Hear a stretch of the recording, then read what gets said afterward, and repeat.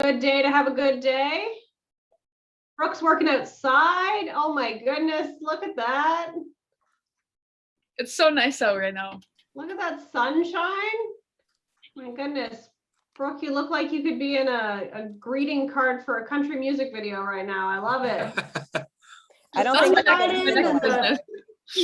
It's perfect. It's perfect. You could be the poster for your own business. It's great. I don't think I could get a signal outside. I don't think you could either, Rachel. Absolutely not. I do not recommend this for you at this time. Maybe if you could hotspot, that'd be good. I actually was, that's okay, Cecilia.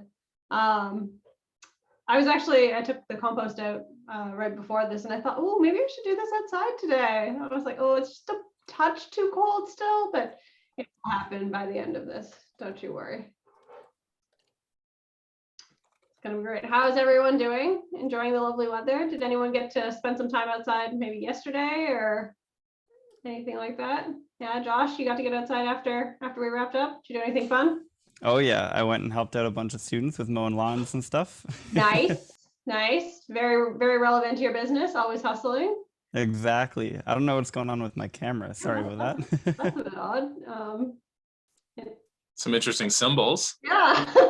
Yeah, that's I was just gonna say, like, weird. is that a custom screen you got going there? Yeah, it's fully custom. You know, it's a lot more expensive, but Very good, very good. And Dave, do you want to tell us where you are? I saw you popped it into the chat, but Oh yes, I am in Darlene O'Neill's office right now, live from Fanshawe, because someone cut the fiber optic cable out on West London, and there's a lot of the city down right now. So it's my first time at campus in a very long time. So looks the same. slightly dustier. But if I cut out during this, I apologize. Wi-Fi can be kind of spotty here as well. But yeah, I'll do my best. Awesome. All right, so you're basically stuck with me today. It's okay. Yeah, Kelsey's a good replacement. Some of the time. And we've got Kim coming to join us today. Kim's going to be talking to us about voice of customer, and she's going to be leading us through a platform that she's testing. Yeah, so What level yeah, are we at on that one? we'll get into some more details during it, but Kim's going to be she'll be doing a lecture for you guys around voice of customer, but then be talking about a test pilot program that you guys are all going to be entered into, where you're going to be going through basically her methodology of like creating your surveys and actually getting feedback and gathering and analyzing data. So she's built like just a temporary website to kind of house this kind of course that you guys can go through. So it's pretty cool. So I don't want to steal her thunder. We'll let her tell you about it. But there will be some NDAs coming your way today. In order to access it, everybody will have to sign an NDA because it is proprietary stuff that you're getting access to. So in order to sign into the program, you'll just have to send that back over to us, and then we'll give that to Kim. So I'll email you guys that in the next few minutes. Awesome. NDA, non-disclosure agreements, just in case that anyone's not familiar with them, which are things that maybe for your own businesses, depending on who you are, you might want to consider for yourselves, which we'll talk about later in the program. But Kim is going to be joining us in about 25 minutes. So we are really excited to hear these 1-minute marketing messages. So what we are going to do today is we're going to have each of you share your 1-minute marketing message. So you had some time to prepare it last week. You practiced it with each other on Tuesday. And today we're looking forward to having you deliver that message.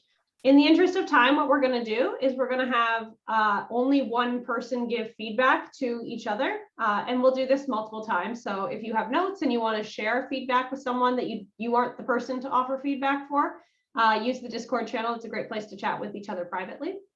So how we're going to do this is we'll have someone start, and then that person will give feedback to the next person. So once you go, you'll give feedback to the person who's after you. All right, so please remember, when giving good feedback, the sandwich technique is always a great thing. So we say something we liked about it, something that we could consider elaborating on and changing about it, and then again, close with something we appreciate. we are trying to promote kindness here, so let's be nice to each other. You're all lovely people, so I'm sure that is great. So I will pick on you randomly if you would like, but I would ask if there was at least a volunteer who would like to go first. Abigail, is that you raising your hand that you'd like to go first? It sure is. Wonderful. All right, Abigail, you have 60 seconds. Tell us about your business. Okay. Cleana Hair Care is a vegan product line here to disrupt the Black hair care industry and transport product users from step 1 to step done of their hair care regimen. Made with socially and environmentally conscious Black consumers in mind, Cleana Hair Care products are composed of natural and ethically sourced ingredients designed to remove the struggle from the Black hair care experience. Cleana Hair Care products are available online at www.cleana.shop in select storefronts and local refilleries. My goal is to transform the hair care regimen of consumers into an enjoyable process of nurture and self-care while facilitating a magical moment for product users to fall in love with the process of caring for their hair, fall in love with their hair, and as a result, fall in love with Cleana. Great job, Abby. Thank you. Thank you.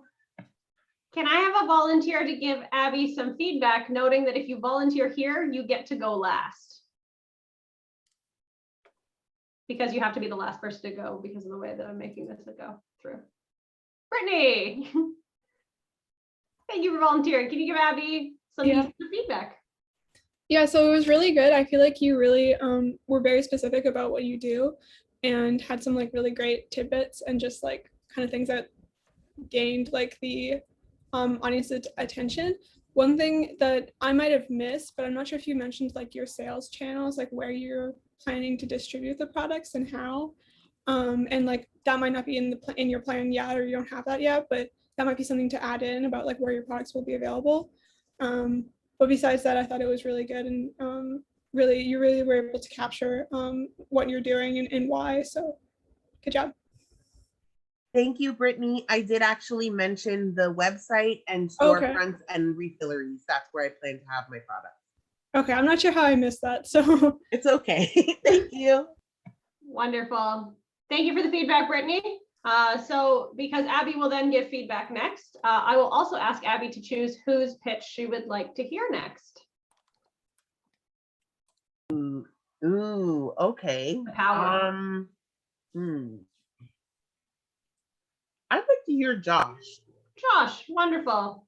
All right, Josh, has your internet restabilized and are you with us?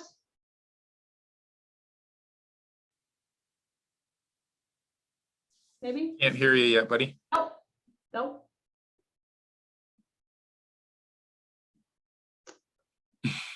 I'm assuming that means no. My mic is having trouble. Abby, do you want to choose someone else while Josh is figuring out his internet connection? Nice try, Josh. Nice try. I will pick Maisie. Maisie, wonderful. Okay, so PencilCat Distribution is an online store management and order fulfillment service for designers. We will store merchandise and fulfill orders from your online shop, plus complete other tasks required for running the store. PencilCat is different from other services or running a store on your own because it allows you to make merchandise with a higher minimum order quantity without having to do all the work of running a shop, which gives you the freedom and time to create more art or relax. As an illustrator myself, I've met a lot of other artists that hate dealing with packing orders or don't have the time to pack all of the orders they receive without sacrificing a lot of their personal time. Unlike most designers, I love packing orders from my own shop and wish I could do more of it. So I'd like to help out other artists by working with them to handle order fulfillment for their stores. Great job, Maisie. Thank you. Maisie, Abby, can you give her some feedback? Yeah.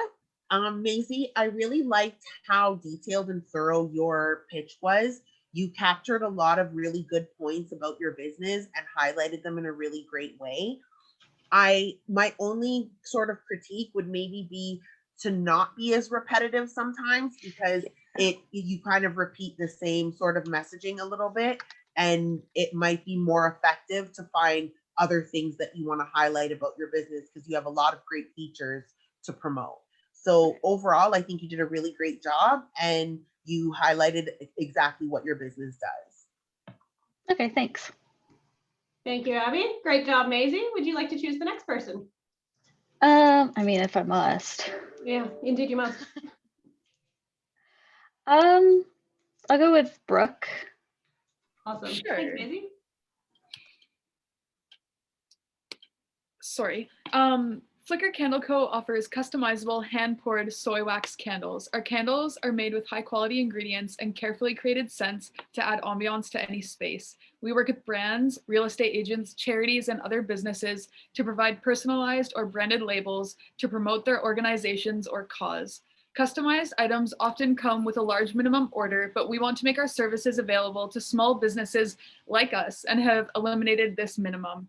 Our minimalist design allows any logo to be added to our labels seamlessly. You can find our candles in specialty local stores or on our website. Thank you, Brooke. Thank Maisie, you. can you give her some feedback? That was really informative.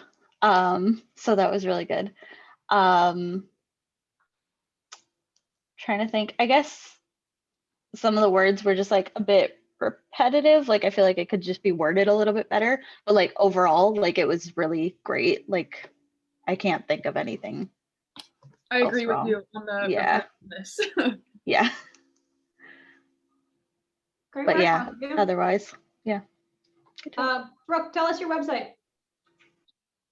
It's okay. We don't have like a great domain yet. It's Okay. flickercandleco.square.site. So that's in the works for sure. Yeah, that's not great. I would say get that updated and then include that in your pitch. Brooke, have you bought your domain name? Yeah, I bought it and then realized that it wasn't compatible with the website builder. Like they don't allow .ca. And the one I bought was Oh yeah, you're on Weebly, right? yeah, I know Ah, you're So did you really buy scary. .com then? Yes, I think that one's taken. Talk to me after. Mhm. Help you with that. Perfect, thank you. Well done, Brooke. Great work. Thank you. Will you choose the next person to go? Rachel. All right.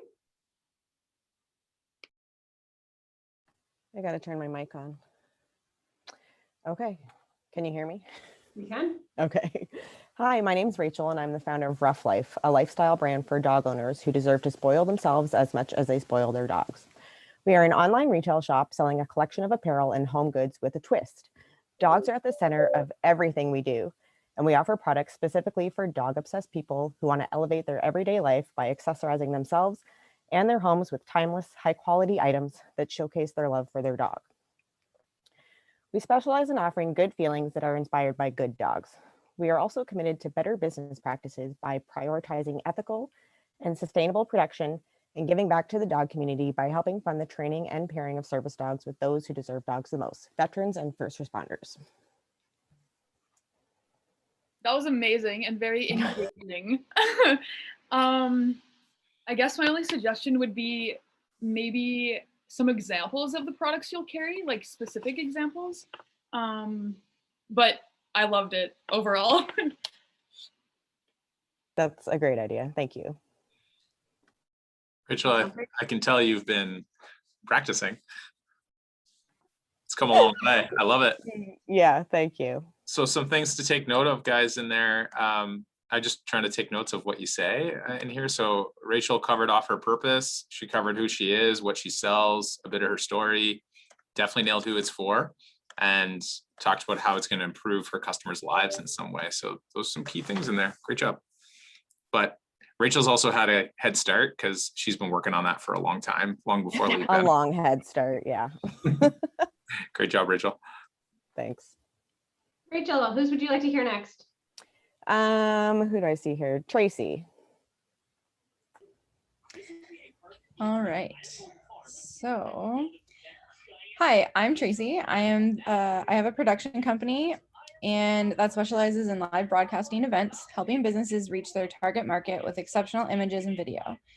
Knowing that we're helping the businesses around us grow, and reach their goals is so fulfilling. And that's really why we do what we do. In addition to our live streaming services, we also provide business owners with commercial photography and videography to help promote themselves. And have you ever thought about getting professional imagery that would set you apart from your competitors? Which was like my spin on trying to like stir a conversation with the person I was talking to. Thank you, Tracy. Thanks, Tracy. So that was really good. There was a lot of information about what you guys do and how you're different. I know we talked about this a little bit yesterday, but because you provide both services, like it's unique in that sense. Just in terms of length, like I just thought maybe it was a bit short and you could add a bit more things. It'll just bring more attention to what you have to offer, but it was really good. Thanks. Awesome. Great feedback, Rachel. And I would agree, and Tracy, I know you and I have talked about this before, that when you're in the phase of kind of really narrowing down what you do, you don't want to get too specific because you're not 100% sure yet.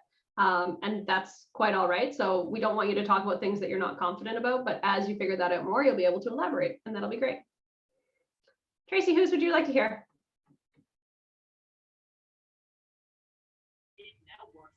Let's see. Cecilia? Perfect. Can you guys hear me? We can. At Ecclesia by Cecilia, we offer modest and elegant clothing for women and girls. By using quality fabrics and creative designs, we eliminate the need for layers such as slips, camisoles, and sweaters. With our clothing, women can look and feel good without compromising their moral beliefs. Our clothing is sustainably and ethically made in London, Ontario, and is a unique combination of modest, elegant, and trendy. Our clothing will be advertised and sold through our social media platforms, as well as our website in the near future.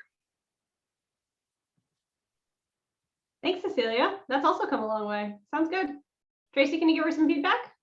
So I really liked how like you gave examples as to like what it will eliminate in like a wardrobe, and then also like what it would bring to a wardrobe. So kind of full circle for other people. A critique would be maybe having like a time frame, like this fall, like I don't know what your time. I just thought like maybe if you gave like someone a specific, like maybe a month or a season or something like that, like a projection of when you're hoping to have it open. And then like overall, I thought it was really good. You gave a lot of information about like how it's sourced and how it's made and where it's made. So yeah, I really, really enjoyed it. Awesome. Thank you. Thanks for the feedback, Tracy. Cecilia, whose pitch would you like to hear? I'm trying to think of who hasn't gone. But Josh, Ashley, and Stephen Janon have not gone yet. And Ebony, sorry.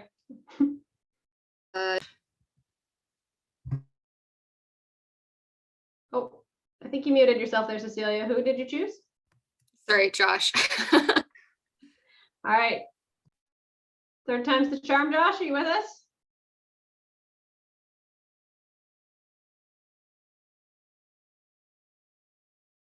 Possibly not. Okay, Stephen, Janon, I'm going to get you guys to go next. And Josh, you might have to type yours.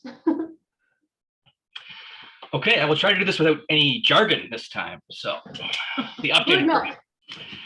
Proofline Dairy will be an on-farm creamery producing the highest quality small batch yogurt, gelato, and milk. Our products will be all natural, minimally processed, and packaged in reusable or compostable containers and available for sale directly from our family farm just north of London.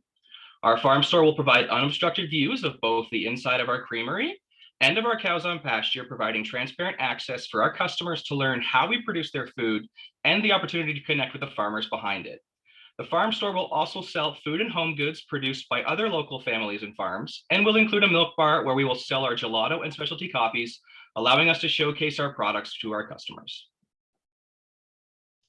Very nice. Thank you, Steve. Cecilia, can you offer them some feedback? Yeah, that was really good. I might have missed this, but I didn't hear where it's actually located.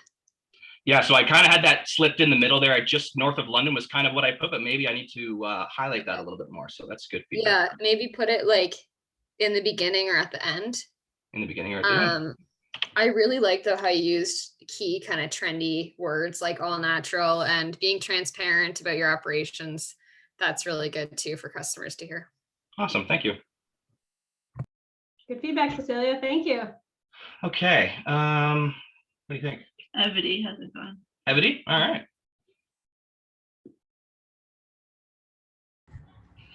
Okay. So my business is Ivodi TV and News Network. It is a platform for social justice for the African community using media. We do this in 3 parts. Education. My people perish because of lack of knowledge. So through broadcasting, shows, interviews, and streeters and short films, we're able to connect with Black content creators, talents, and experts. Empowerment. You give a man a fish, he eats for a day. You teach a man to fish, he will eat for his lifetime. We do marketing and branding, helping entrepreneurs and startups with brand strategy, as well as mission, vision, and purpose. Lastly, we are exposing truths. You can't fix a problem that you don't believe exists. We do this through networking with Black communities locally and globally, doing market research, to then connect with businesses and organizations that are able to help us with our mission in creating new realities for the Black community. We are on YouTube, Facebook, as well as partnered with EVO MM3. We can also be reached at 1-844-WE-BLACK. Yes, so that's it. Great job, thank you. Okay, well, I think one thing that I will say, and okay, should start with some positive stuff. I really I personally have a much better sense of your business now than we did at the beginning. So I think for me, like my understanding has improved a lot. The one thing that I got nailed on was industry jargon. I don't know what a streeter is, so maybe, and that could just be me, like maybe I'm the only one, but just FYI. Otherwise, do you have any feedback? I think, yeah, agree. Like, it definitely like clarified sort of your vision, and like, I know you're working on it too, but like what the bigger picture of what you're trying to do, which was cool. And my question was like, what's the scale? Like, is this like a local thing, or is it like across Canada, or like what you're trying to do in that sense? But yeah, like in terms of the way you broke it down into 3 core functions, like I like that a lot. Yeah, very much. Thank you. Oh, no problem. Great feedback. I see Josh back on screen. He's been chosen a couple times, so I'm gonna. My mic works now, I think. Awesome. All right. Evie, if you're okay, we're gonna go to Josh next. All right. Okay, sorry about that. I swear I wasn't just procrastinating.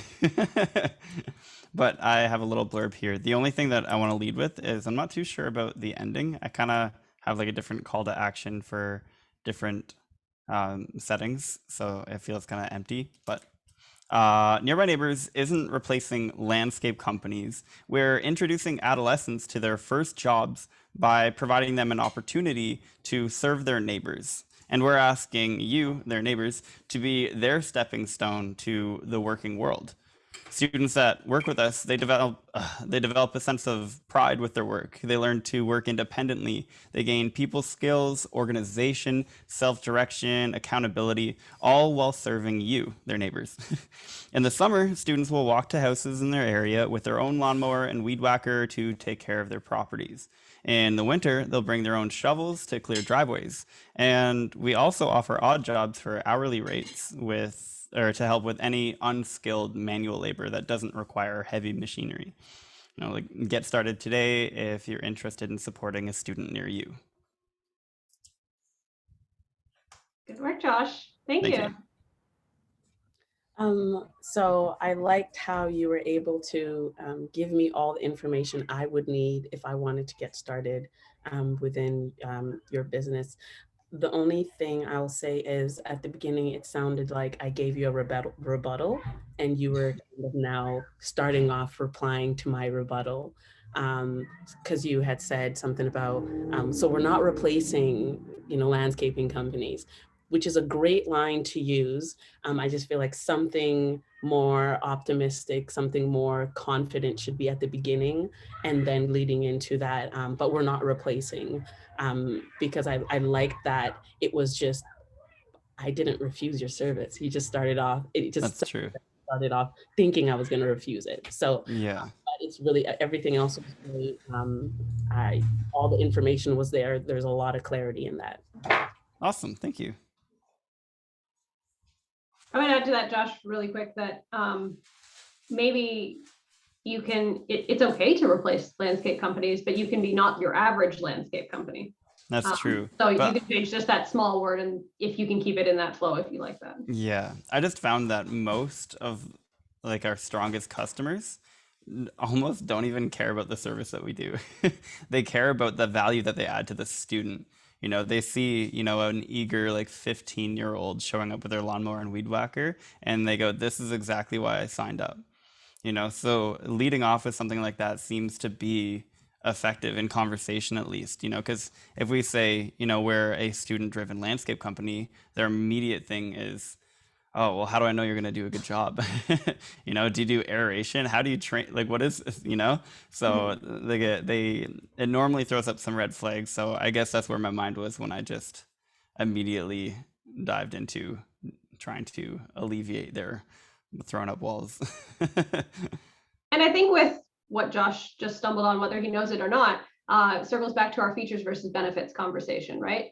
You know, what they do, it happens to be landscaping, but it could be milking cows, or it could be making social media content, or it could be painting shutters. It doesn't matter, because Josh's mission is bringing about this like student transformational experience. So yeah, keep workshopping it, because you clearly know where that like punchline is. You just got to keep working with it, right?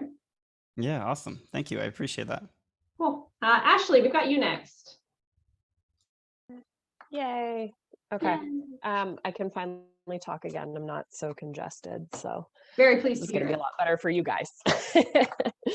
And also I just want to say everyone's pitches have been so good. I can hardly critique them all. And Steve, yours was so good. You almost made me want to start consuming dairy again. Not yet though. All right, so the Mindful Co. is a gluten-friendly, vegan, and nutrient-dense line of baked goods. Our goal is to help you feel full and fueled. Our customers are health-conscious individuals that don't want to feel left out or sacrifice taste.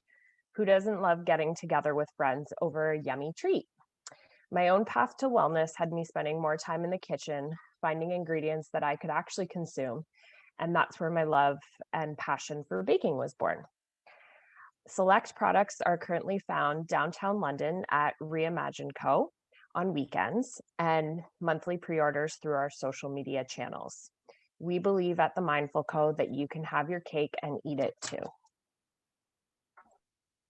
Thank you, Ashley. You've made me hungry for sure. And I just had lunch, so that's saying something. Josh, can you give her some feedback? I don't have anything negative to say about that. You can say positive things too. Yeah. Well, I guess that's kind of the compliment in itself. Yeah, I really liked the clarity, and you left me with no questions at all. You provide, you're a baker with an eye for providing healthy treats, which is really the essence of it, exactly where it's supposed to be found. And yeah, I really appreciate that. It was very well said.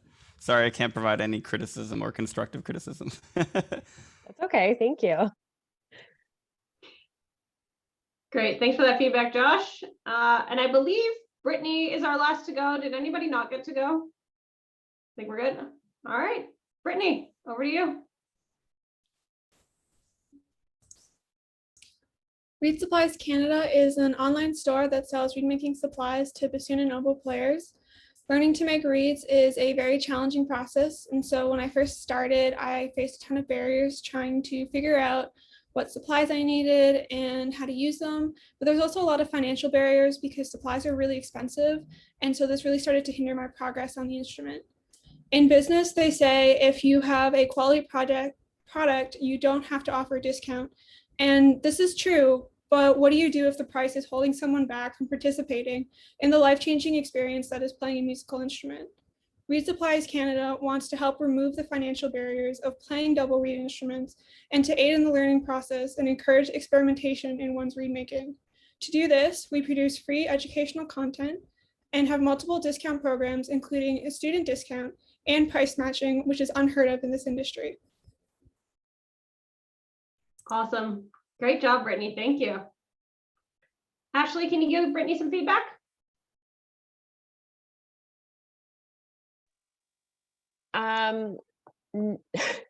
Kind of like Josh, that was really good. I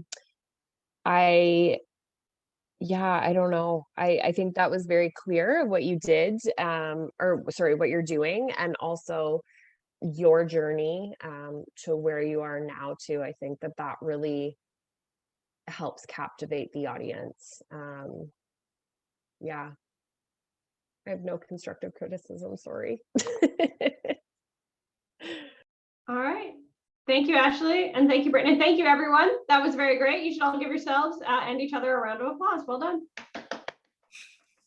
Great job, everybody. Clapping on my own here. Okay, now there's some real hands. Thank you. All right, I believe our guest speaker, Kim, is here. So Sorry. 1 minute. Just 1 minute. Oh, I just want to go over just a couple of things here, guys. So great job, as we just said. So we are going to do this again on Tuesday.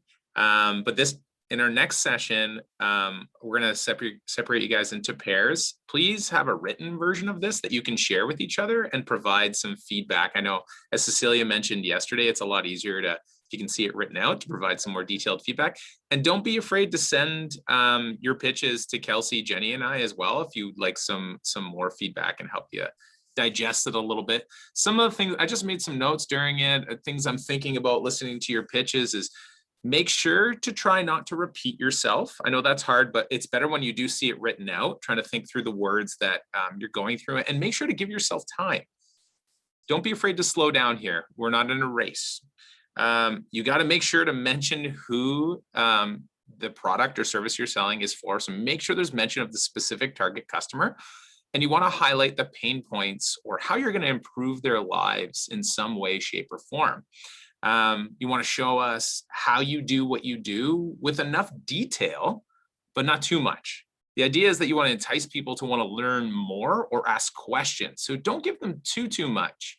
You want to leave an opening. So it should raise eyebrows kind of. And then some other things you can try to do is you put yourself in the story of your business. So try creating, like you as the champion of the business. We want to see why you're doing this. So connect us to the passion that's driving this in some way, shape, or form. And then you can always use the old adage of trying to get them to imagine a scenario. So you create kind of an imaginary world for them, get them to imagine themselves as either the customer or as you. It adds a bit more of a human connection to your story, helps people to kind of really get what you're trying to put out there. Now, for some of you that have very technical products, that might not necessarily be the right flow. So I'm just saying that's kind of something you can do, but it might not suit your style. That's all. But worth a try, worth a try. Everyone has some type of pain point or some type of relation they can make with your customer. So if you can get them to kind of imagine what that scenario is like, you're more likely to create a human connection, which is what marketing is all about. And with that, I thank you all for being brave and then getting this out there in front of each other for the first time. This is awesome. And I can already see improvements from our day one. So great job, everybody. I'm going to push you all into a breakout room and we're going to let Kim in. And then we have the slides ready here. I'll send those all to you in the chat in just a second. Okay.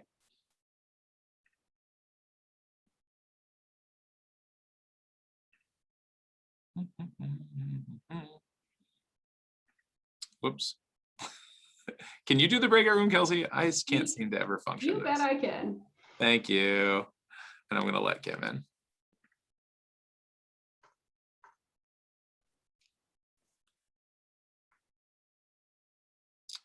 All right.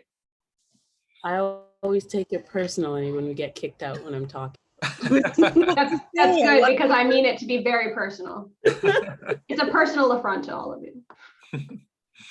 Josh was saying he felt like you put us at the kids' table so the adults could talk. It really did feel like that. It's kind of like, yeah, I think Kelsey used to tell everybody to go to their rooms when we were doing this. I'm going to start doing that again. Yeah. It's better than things. Yeah, never mind. We don't need to get into that today. Go to your rooms. Awesome. Well, welcome back, everybody. As you can see, we have our guest speaker here with us, Kim Medynsky, who's going to be talking around voice of customer and understanding your customer. A bit about Kim before we get into it. She has quite a career around her. Kim, I'm just going to read her bio here because it's awesome. Kim says that she has an innate ability to interpret customer needs from data and translate them into products, programs, and businesses that challenge the status quo and surpass goals. From building businesses, leading teams to create revolutionary products and programs, to creating a proprietary methodology and view for conducting agile research for professional marketers, voice of the customer has been a major area of Kim's work as a consultant and through her thought leadership with previous columns in Marketing Magazine and Canadian Grocer. Kim is a CMO on demand at the X Factory and has founded and led a highly innovative and successful marketing consulting company for the past 12 years, following leadership roles in major brands and on the agency side.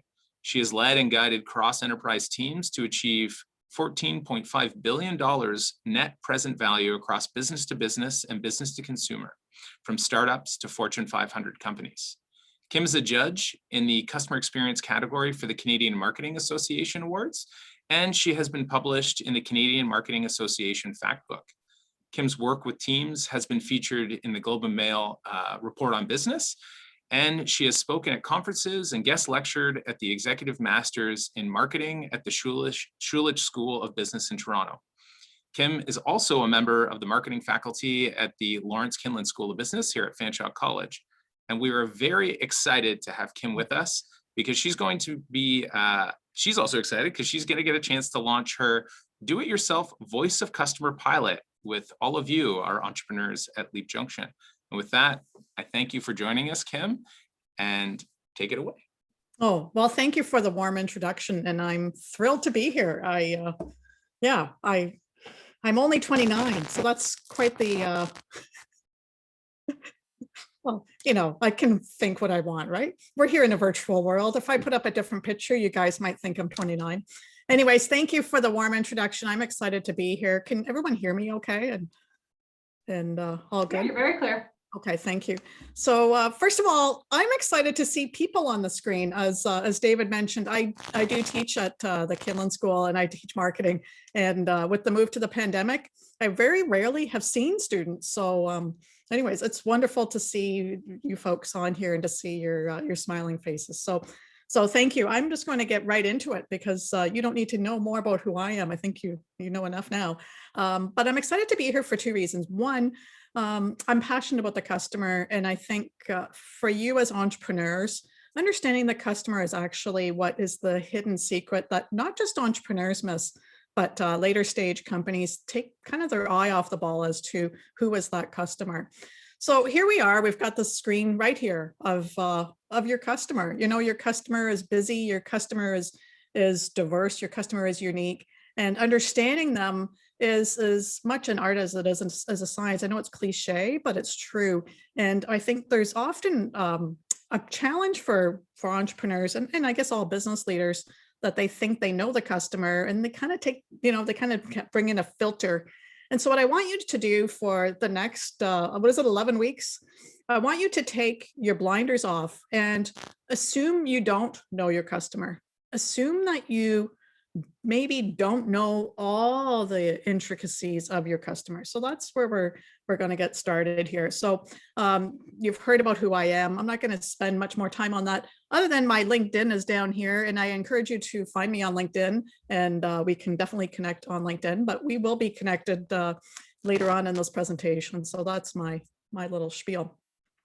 Okay, so you know, what's interesting is I've taken actually courses at Harvard and at MIT, understanding how to do qualitative research now in this modern era of leveraging technology and understanding the changing customer needs. So I think it's interesting to just pause and take note of, you know, not just for you starting your business, but also the giants out there with Goliath budgets. You know, they're faced with the same challenge you're faced with around how do we make our products successful? How do we ensure our products will continue to be successful? And so the biggest challenge, you see here that 30,000 new products launched, 85% don't make it long term. That's the P&Gs of this world, not just you, but the big Goliaths. And I thought this was a great photo here with people doing this, people covering their ears, because as marketers, we often think we know the customer, we think we know what they need and want, and we just customers can be telling us and screaming at us what they want, and we tend to say, no, we know what you want. And so I'm coming at this today to share with you a marketer's perspective, but also, I'm in your shoes, and it's about understanding, okay, what do we do? How do we make sure that we have success and we ensure success? So just pausing, I guess what I encourage you to think about is, if you've been talking to your customers, I know all of you are at different stages with your businesses from what I understand, and you've got amazing profiles, by the way, which we'll talk about. But, are you asking the right questions is one part of this. The other part of it is, are you listening? Are you listening to what they are really saying? And that's where the translation comes in. And we'll talk about that, what people are really saying and what they really mean. And then, what do we do with the feedback? So you maybe have seen this, probably, I'm sure at Leap Junction, they've probably have demonstrated this to you, or I know it's coming probably. But talking about the product life cycle, and I don't know, can you guys see my pointer? Does it come up on the screen? Okay, yeah. Super. Okay, so in the entrepreneurial world, they talk about managing the product life cycle from a number of different dimensions, from managing your costs, managing your revenue, to trying to predict, your profitability. So right now, you could be at the stage where you're not even on the line yet because you haven't introduced your product yet, or you might be in the market and you've introduced your product. So for now, we're going to just focus on introduction and growth, because my focus here is to help you to prevent what typically happens once you get beyond growth stage and starting to see a decline in your product. So this product life cycle really is meant around when you launch your product, there's a lifespan around your product. The philosophy is true with your business as well, and making sure that you don't take your eye off the ball around who is that customer. So I want to just pause here and just say, if I could overlay a graphic, it would be at every point here, we should be checking in with our customers. We should always be asking. And that is actually a game changer, even in my world as a marketer, because we would typically, just to kind of give you a quick snapshot, we would check in with the customer here right before we introduce. So for example, in my corporate career, we were launching new spice mixes, and we had an ethnic line that we wanted to launch. But what we wanted to find out is, what do customers need? What is the palate of our customers? So we talked to customers before we launched. Well, then what we do is we get into product development and we launch the product. The product goes, we create the product. We don't go back out and say, do you like our product, until later. And what we do is we launch the product, and then what we're doing is we're just kind of watching to see what happens. Well, in our world, we're just as time pressed as you are in the corporate world. And so what we're doing is, as we're in market, we kind of just go, okay, great, our product's in market now. Whew, we can relax. Well, we actually need to continue to ask, does that product align with what people need? And how do we continue to adjust it? Now, in the Goliath world, like I keep saying Goliath, but they're big infrastructures where it takes longer to change. You can imagine in these big infrastructures, it takes time to go back and say, okay, well, we need to change, this cup needs to become this glass. So in order to do that means that we have to change our infrastructure, we have to change everything. But in your world as entrepreneurs, there's a benefit to being nimble, to being agile, to being able to quickly adjust based on feedback. So that's number one point for you, is to think about it now. You're at that early stage. You may have a product idea, a business idea. You may not have launched it yet, or you may have launched. And so in this point is where you're in introductory stage. You're checking in, and you're constantly checking in, and you make it part of your schedule to ask people. And we'll talk about the hows and the whys and get into details later.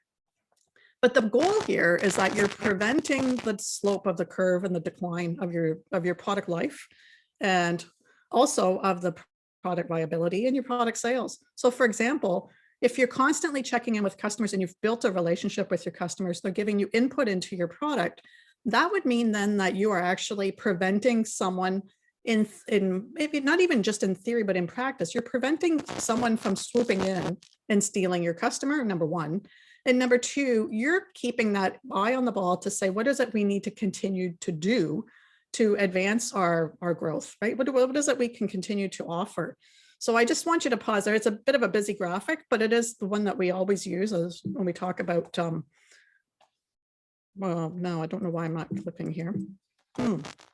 Something happened. Oh, here. For some reason my clicker's not working, but anyways, so we'll get into, we'll talk now at the launch stage. So here's a product now that has launched, and you may have read about it, you may have seen it. Some people, I think, when I've talked about this in the past, knew about this product. So this is a Wi-Fi enabled juicer. Looks pretty cool. It looks like something I would want. I mean, I love making juices. Boy, it would have made my life easier. That'd be beautiful.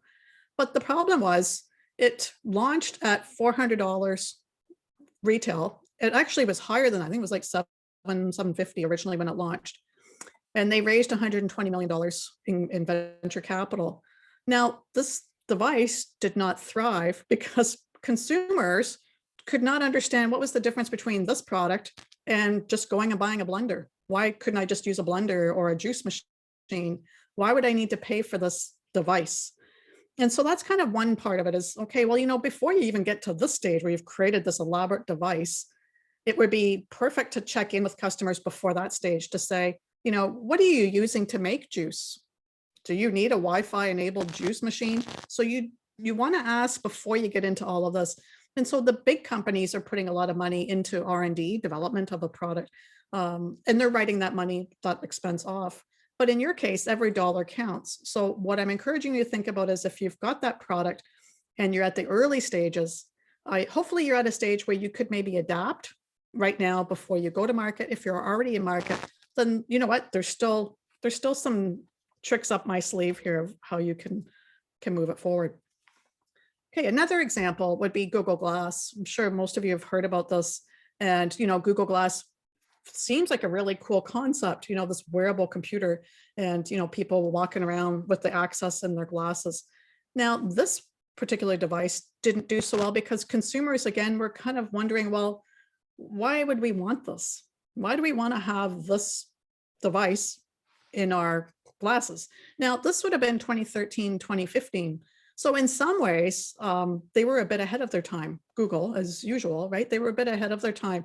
There was kind of this mindset of if we build it, they will come. People just get on the bandwagon.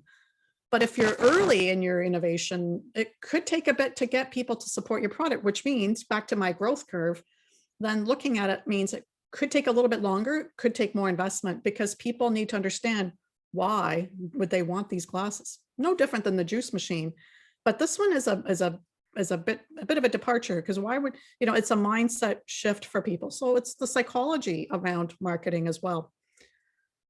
So the news flash would be that in May 2020, Google acquired this company is a Canadian startup, actually, North, and they had made great strides with their glasses and what the glasses would do. So again, what was the difference between Google and North? Well, North's focus was primarily on this innovation. So there's, again, opportunities for you in your product when you're focused and you've got your eye on the prize and you know what it is you're doing and you're constantly checking in. It's funny, I have to keep going down here. Okay, so then the other part of it is, yeah, I won't lie to you, after all my years of working with, you know, consumers and understanding consumers are confusing. You know, if you're already out there and you're in business right now, you know, customer feedback is interesting because customers will say something and they don't always tell you exactly what it is that you could action. So what that means is you have to sometimes read between the lines. And that's why when you do customer research, it's not just, would you buy my product? Yes or no? Okay, great, we're going to go on. Well, there's depth behind that. So what do you mean you would buy our product? How often? Would you just buy our juice once? Because we want you to buy more than a one-time purchase of our juice. So there's an understanding and being able to communicate. And the other thing is, you know, we all have filters, all of us, where we have a cognitive bias and we all have filters. So what is cute about this graphic is, you know, this little boy here saying something to this little boy. Well, if I was to overlay filters, there are filters in here that are actually impacting what he says and how it gets translated. So he has his filter, the receiver has a filter. And the reason that's important, I understand that you guys were talking about marketing messages before I came in. Well, it's about understanding your audience and how they will perceive messages, and how, how do you communicate in a way that will be relevant to them? In this particular case, what type of communication would be effective?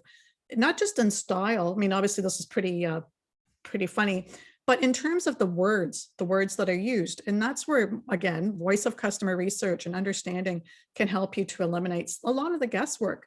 So if I could put it into 3 categories of tips, part 1 would be looking at the survey to say, okay, so where are we at? And, I'm saying we, but in your business, where are you at with your business? Are you at the early stages where you have an idea? Are you at the stages where you're in market? And that really determines what questions you ask. So if you're at the stage where you had let's use the example of that juice machine, just think of the money that could have been saved. If you went out and you asked people, would you buy a juice machine? How are you making your juices right now? Is it a problem for you to use your blender? Does it take you a long time to use the blender? What would make your life easier? Now, if you're already past that stage and you've developed the product, then what you would want to find out is, okay, what will it take to get you to buy my product? Where do you hang out? Who is your influencer? We talk about this in the marketing courses that I teach about, we talk about Maslow's hierarchy of needs. If any of you have studied psychology or sociology, there's kind of that basic instinct and basic survival, which was where we were last year with the pandemic. We were looking at in survival mode. So the things that we were looking for last year in survival mode were different than where we are this year. And so again, if you were an entrepreneur or a marketer trying to target customers, those needs are constantly changing. So how do we reach you right now, you, the consumer, or the customer, if you're B2B? How do we reach you, and what will be relevant? And that's why a lot of people will say marketing doesn't work. Oh, marketing isn't effective. But it all starts and it finishes with the customer and understanding what is it the customer needs and wants, and how do we as innovators, entrepreneurs, marketers take advantage of that. So, part 1 of this is preparing the survey, which we will talk about, and I actually do have a pilot to help you out with it. But, preparing the survey, asking difficult questions. People do not want to ask, when it's your baby, you really are, I speak even for myself, having been down this path myself.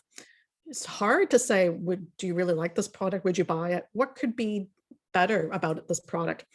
Well, that's a hard thing to say because it's making us vulnerable.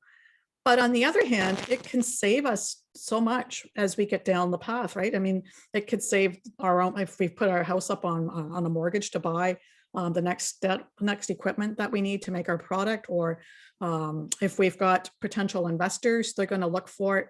So it's important to say, okay, how do we dig deeper?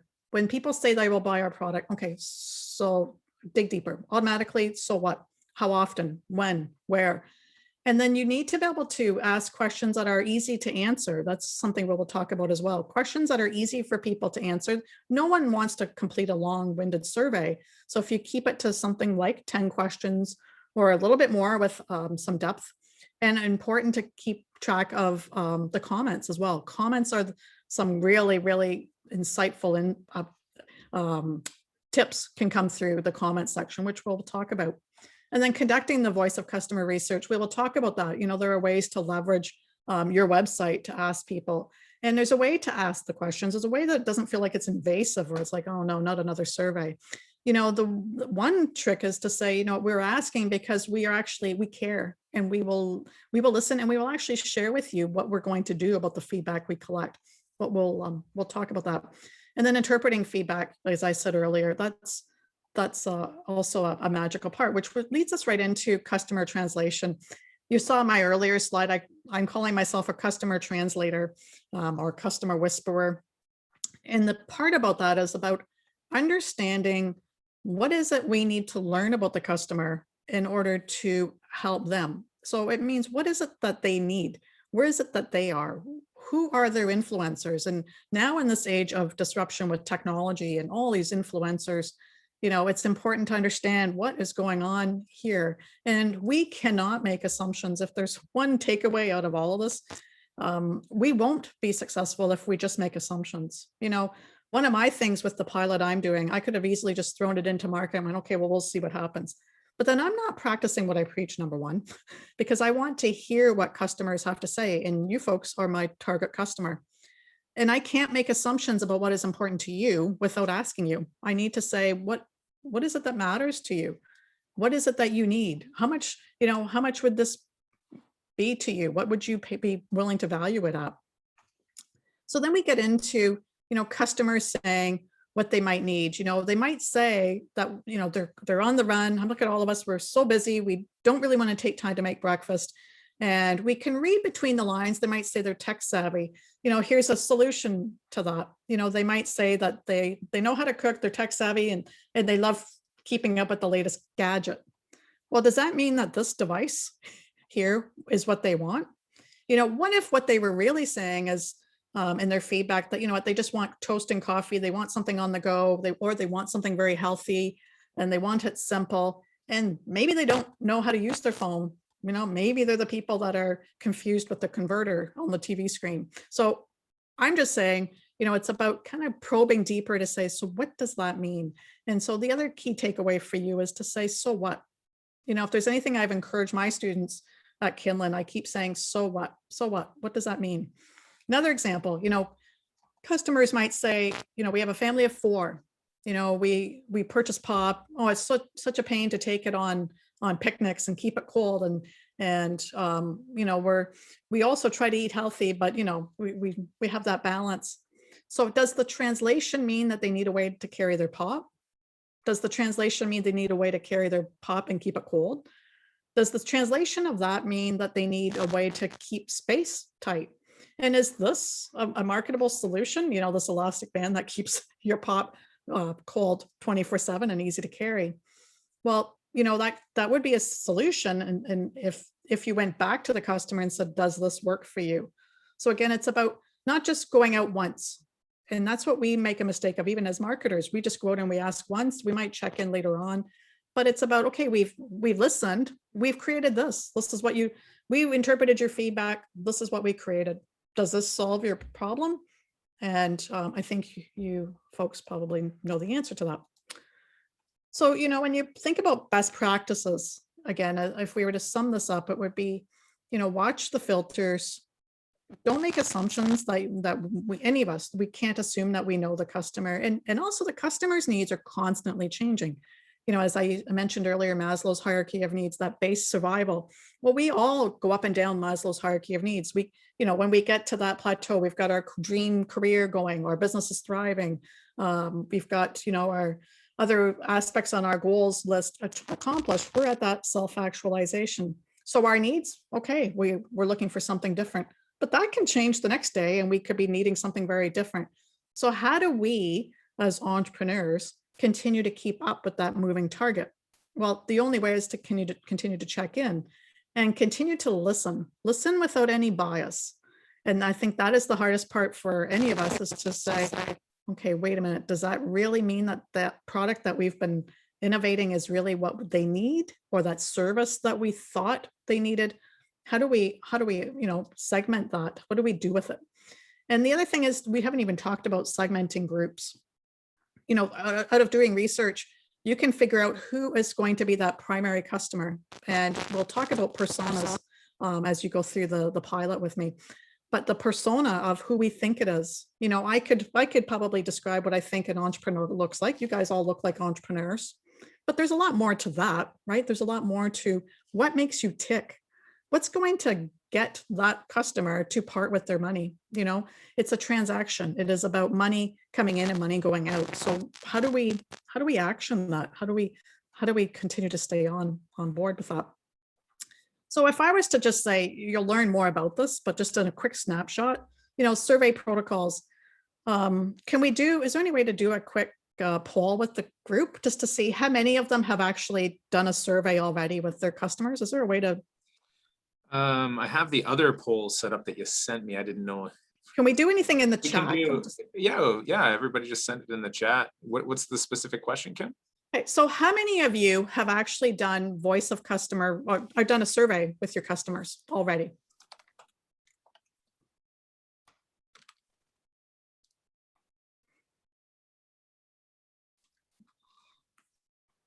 Okay. Okay. So 1 yes, 1 yes. Okay. Okay. a verbal. Instagram Oh, polls. Instagram polls. Okay. Yeah, those are great.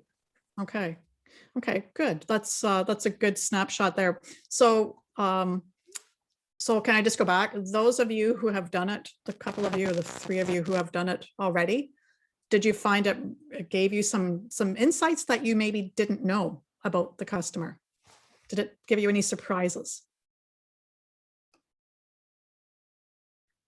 Is it okay if they unmic and, okay? Yeah, please, by all means. Does anyone want to share? Yeah, for myself, the verbal, I think I like this because I'm going to have to learn what to ask, because it showed me that where my mind was at wasn't necessarily where these people that I'm speaking to, my customers or my viewers, they weren't where I thought they were. They were way in a different space. So it was really interesting just to even see how they interact with each other outside of me having the solution to what they're interacting about. Yeah. Yeah, that's a really, really good point. Thank you. Thank you for sharing that. Any other comments? Brooke, you had your hand up?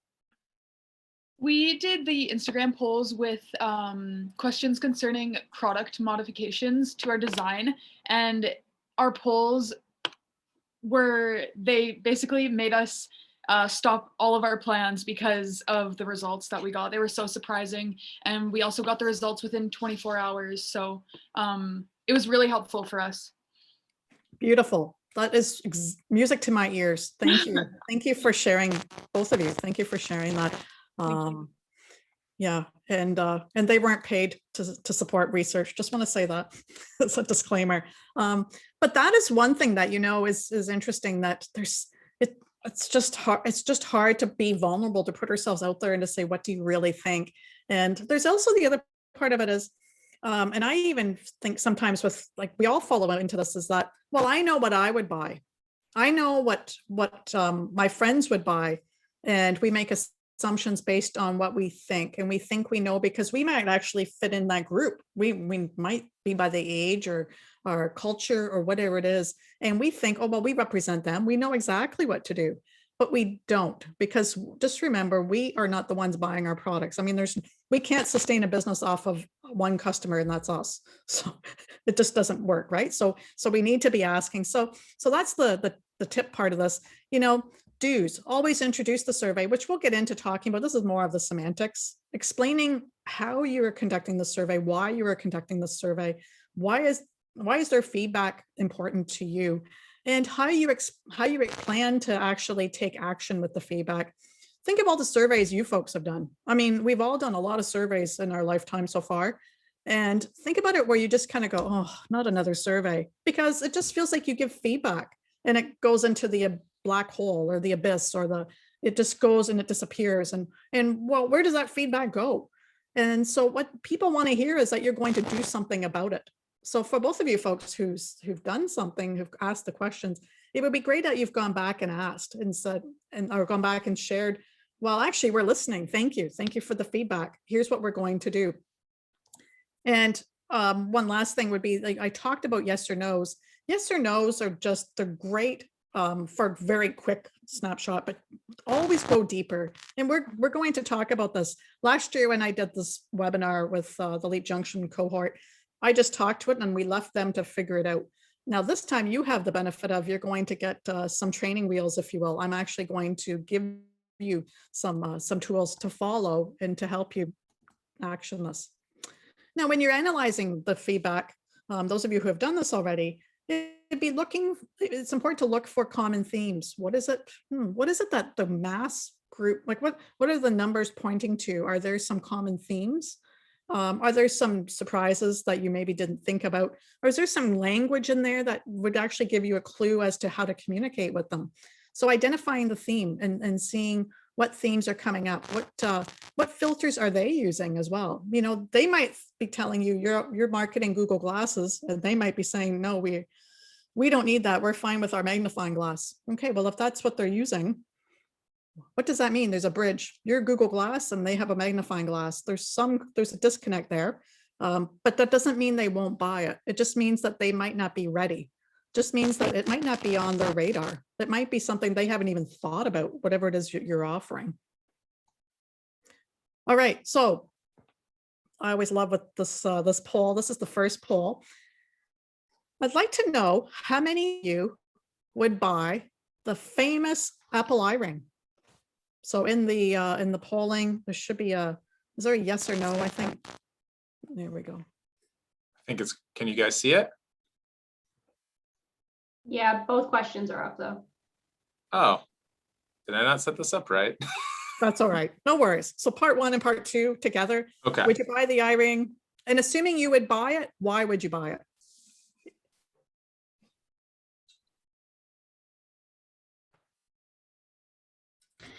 If I wouldn't buy it, it won't let me submit. Right. We just want to know for the people that said, but I'm going to come back to those of you who said no. Good point.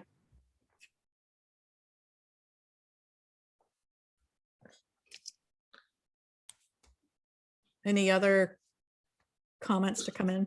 I'm just waiting. Yeah, there's still more coming in here. I already know what my answer is, but can you explain what it actually is? Yeah.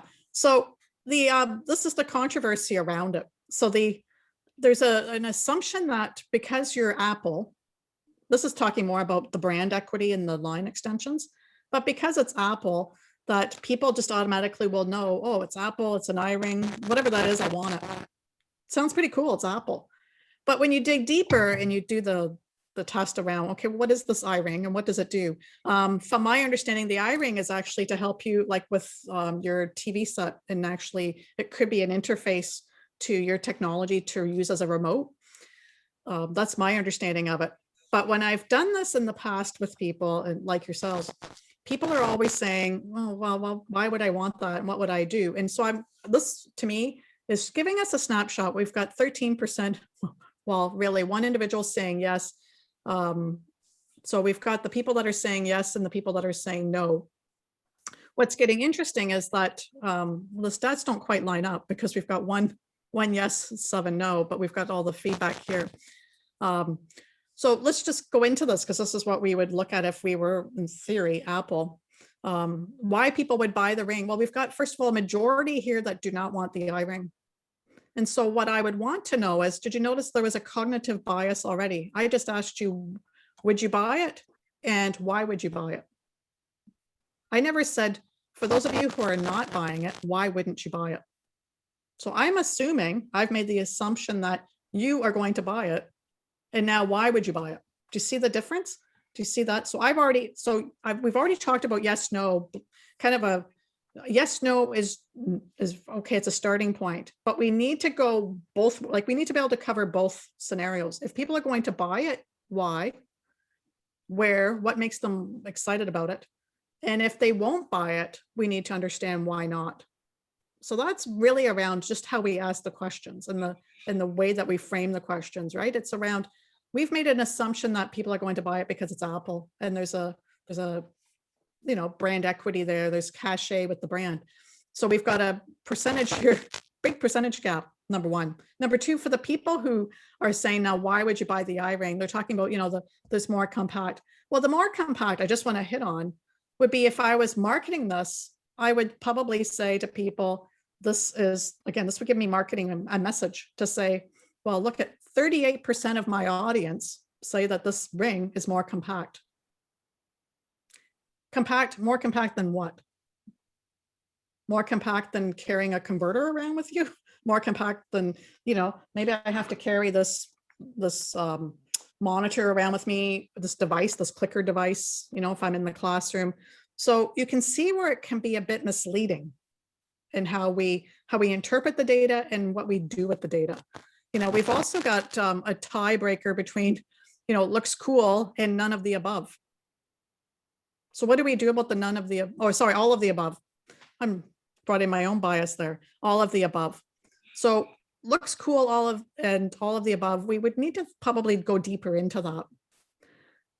Now, this early adopter piece, I actually always find it intriguing that more people are not saying, oh, I want that because it's Apple, or I'm an early adopter and I want the latest and greatest. Do you notice that? That's again an assumption that I've made as I set this up as a marketer.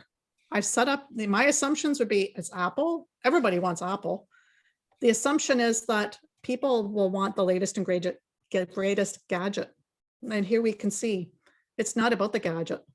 So the reason this matters is, number one, you can see already that we're set up to fail just based on that, number one. Number two, how we market this and what will matter to people, right? Any questions about that? Any comments? Did I address the comment about the nose? Is that you? Yeah, okay, so we'll. I couldn't participate in the survey, but I would definitely have been like the person that would have said yes, and because I'm an early adopter, but yeah, because of the brand equity for sure. You would have been on board with it, and you probably would have been showing your friends that you have this new ring. 100%, yeah. Yeah, you strike me like that kind of person, David. with tech, I'm a sucker, yeah. A techie, right? You're a techie, so yeah, exactly. And so here are the results of the survey, because I forgot you guys couldn't see them before, but yeah, here is what the audience told us. So if I was Apple, I'd probably go back to the drawing board and go, okay. Actually, this was, to my knowledge, a failed launch, because again, people didn't really understand why they needed it. Now, techies like David would be all aboard. And if from a marketing perspective, if I mean, they're this far down the path, they can afford to even also scrap the idea and come back. But one way to do it would be to get the people like David on board, to get the techies to start saying why they want it. Get someone like David and his colleagues to start promoting this in TechCrunch, because obviously we've got a problem here. This is a small sample, obviously, but it still indicates that, okay, that's a big percentage of people who would not buy it. So I want to just do the quick check now, just to be fair to the people who said no, because we didn't ask you why not. So those of you who said no, I'd like to hear why not. Would you be game to turn your mic on and say, why not? For me, I initially didn't even know what it was. I'm Team Android, so Apple products aren't really my thing. I find them complex at times, and just especially needing to buy all the individual pieces separately, that frustrates me about Apple products. So I was just like, yeah, no, because what else am I going to have to buy to make the ring work? Oh, beautifully said. Yeah, really good point, right? Like, how much more is this going to cost me? And do I need a charger? Do I need another charging cable for this thing? Or what's the battery life like on this thing? So yeah, some really good points. So again, just want you to be clear, like this was a little bit of a setup where you can see I only went right to the yeses, but I really, really, really want to know the no's. Yeah, some good comments here. Look what's coming in here. Didn't know what it, don't need it. Didn't know what it was. Don't like smartwatches. Why would I want a smart ring? All you could think of is, what do you do with this? Someone said ugly, blah. Yeah. That was like something I thought too, was like the design of it to me is like kind of gendered towards a masculine looking ring. And so it just like, even if I wanted the functionality of it, I wouldn't wear it, because I agree with Rachel, like it's ugly. It's not something I would wear. Beautiful. Yes. But can you, yeah, I mean, thank you for sharing that. So can you see even if we weren't Apple, you can see where, oh boy, we've got a lot of work ahead of us. We don't want to just hear about the people who say, yeah, we love what you have, kumbaya. No, we need to know, why won't you buy it? And that's a pretty large percentage of people who would not buy it. So this product would be, if it was a bigger audience, more of you said and chimed in here, if we had like 50 to 100 of you, we would really have to reevaluate, right? You are enough, just to be clear, the 7 of you who answered and gave feedback, you're enough to give us a clue to say we need to go out and we need to do market research in a bigger scale. The 7 of you are not enough to dictate this, just to be clear, because we've talked about, talking to audiences. And again, it depends on how big your market is. Usually they say like you could get a sample size of 50 people to represent like a mid-size audience. But again, it depends, right? If your audience is millions and billions of people, you need to represent that. So 7 people wouldn't be enough, is really what I'm coming back to. But it's a clue. It's a clue that, okay, this product might not work. And I think really it might have been better to have shown, maybe if I showed you a sketch, maybe rather than getting this far down the path, because then I would want to work on the R&D of it. So again, you see the difference of if I had asked you to, I'm just going to stop sharing here. Oh, I just have to close it, I guess. There we go. So again, too far down the path here. This thing is all ready to go, but Apple can afford this. Most of us are not Apple. So we'll skip that. Next case study is another real case study. This is a running shoe cleaner. Again, we're talking about product innovation. That's really around, kind of some of the fun of just understanding. Boy, it's almost too late once you let the horses out of the barn here. But okay, so here's a running shoe cleaner. And this is a case study where they went out and they asked participants, survey participants, would they buy this shoe cleaner? And the idea is that you can put your shoes on this cleaner. You can see this person's got their Asics shoes on here, and it will clean the inside of their shoes.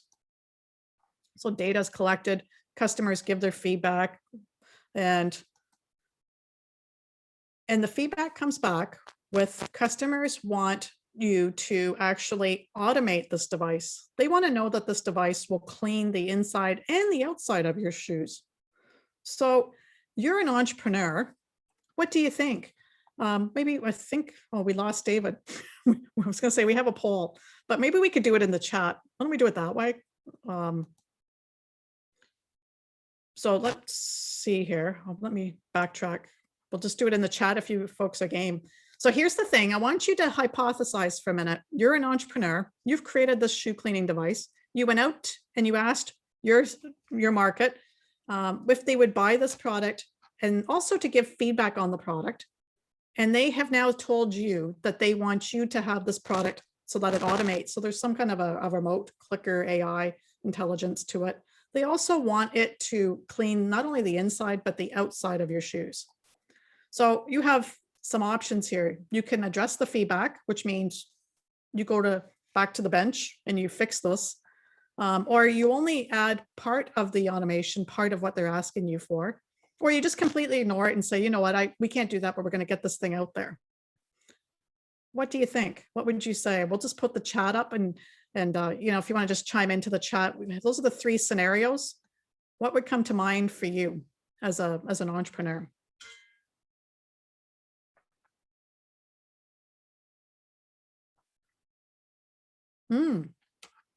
Really good points here. So do the automation. Well, let's go back here. Do the automation, depends on the development stage, address all the feedback, listen to the customers. Yeah, good answers. And then I just want to go back up here. Oh, I keep missing it. I'll have to go back. Okay, so Rachel, your comment was it's hard to ignore, but it could be expensive to address their feedback. Really expensive, it sounds like. Yeah. So this is an interesting comment to create a product that comes with it free, so they can clean the outside of the shoes, have a campaign about having a better relationship with their shoes because you don't have money to automate. So put it on them. But do you see where this is going? So this is something I think none of you have said, I'm going to ignore it. And Brittany, you're saying it would become part of your upgrade and yeah, so they might have to pay for that, or you mean that would be part of your, maybe you have to go back to the bench and there'll be a new release. It could be that as well. So I just want to scroll back up. Can I get back up to see the earlier comments? How do I? Oh, I guess I can't. David, do you have a? Yeah, do you have the chat open? Yeah, I have it open, but I missed a couple at the beginning because they came. Yeah, okay. So we have Rachel said, I definitely wouldn't ignore it. That's a hard one because it sounds like they're really expensive or like really expensive feedback. Did you hear Abigail's? I don't think so. It was like, can you go right to the beginning of the feedback? Can you get to the very beginning of? Yeah, right to the very beginning. Yeah. So Tracy says she would do the automation. Brittany says it depends on the development stage. Cecilia says, address all the feedback. Josh says, listen to the customers. And then I said Rachel's earlier, and Brooke agreed with Rachel that would not ignore it. And then Abigail said, I would either address all the feedback or partial automation, but it would depend on how many customers expressed a desire for the additional features. And did you see Evides? Can you see that one? Yeah, yep, I've got that one. Okay. That's great. Thank you.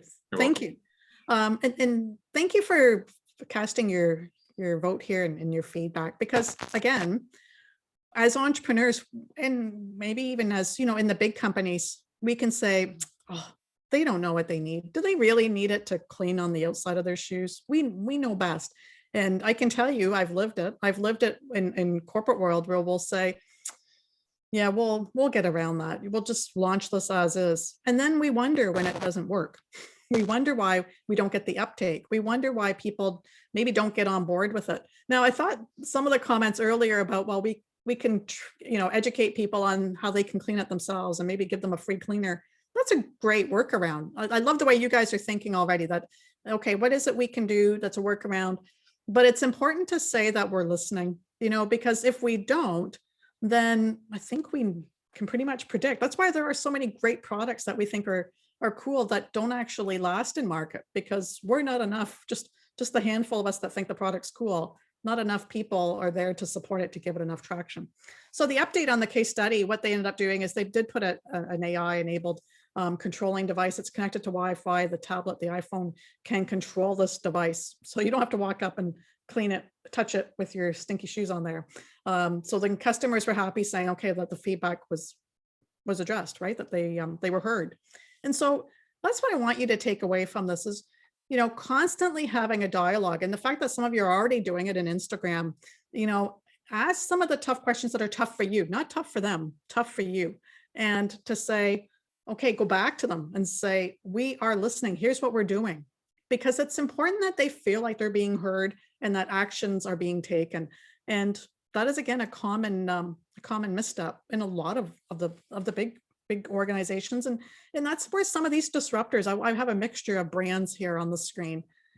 You know, some of them are disruptors, right? The Amazons and the Netflix, they saw where there was an opportunity. Well, you know, same with Google and Apple. They saw where there's an opportunity because the customer in their world had gaps in their world. Now, Porsche is a different story because Porsche created a brand and a persona of audience. They understood the audience of who would buy their brand.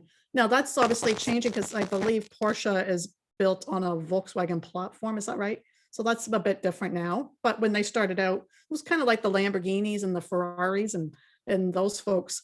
So again, what is the value of the brand of Porsche today? I mean, is it much more commoditized now because it's got this Volkswagen association?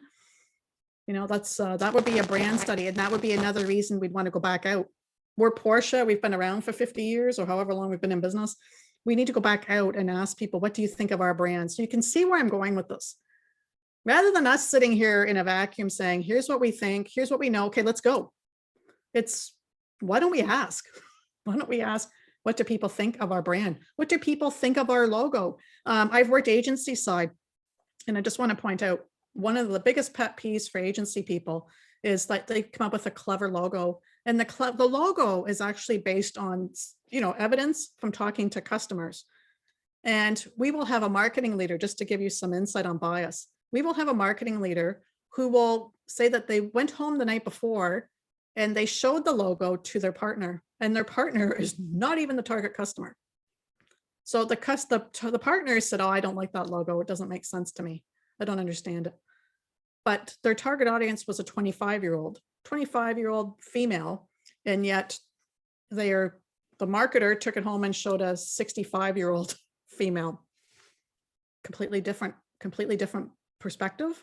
And so again, making sure that, you know, when you're asking for feedback, hopefully you're beyond the stages of just talking to your family going, do you think this is a cool idea? And that you're now looking to say, okay, who is the market? Where do we go? How do we find them? How do we check in with them? And I love the fact that if you've been asking your grandparents and your friends and your neighbors if they think you have a cool concept, but just remember, are they the ones who are going to buy your product? And if you come up with a logo or a brand identity, ask the people who are going to buy your product if it resonates. Does it matter to them? Right? As we know, with the younger generations, like the what are they called? The screenagers, which are the people who are, what are they now? They are probably, aren't they like 18 to 20 now? Those folks, their buying habits are very different even than the generation that's coming up right behind them. So again, to me, it's very easy. Just eliminate the guesswork, right? And that's where these folks have come in and they've disrupted. They've disrupted because they've seen an opportunity. And just look now with, I mean, they're all based on, these guys are based on algorithm. I don't mean the guy, but these organizations now are based on algorithms of understanding how people work. Now they are based on predicting what people will do. Okay, if you like this, that must mean you will like this. And I'm for the prediction part because that is where I've been trained. But I also want you to think about not just predicting, but actually having some concrete evidence that you actually have asked and that you've validated both parts of not just your prediction, but also your hypothesis. So I believe that is my marketing masterclass. And I guess what I wanted to do is just check in if there are questions. And then I thought maybe we could do I don't know what you guys do for breaks, like 10 minutes. I don't know how you guys do it. And then come back in and we'll talk about the part 2 of this and get into my other exciting part, my exciting news. Now, I think I saw a question come in. Is it okay if we turn the screen share off so we can see everybody? Absolutely. Let's do it.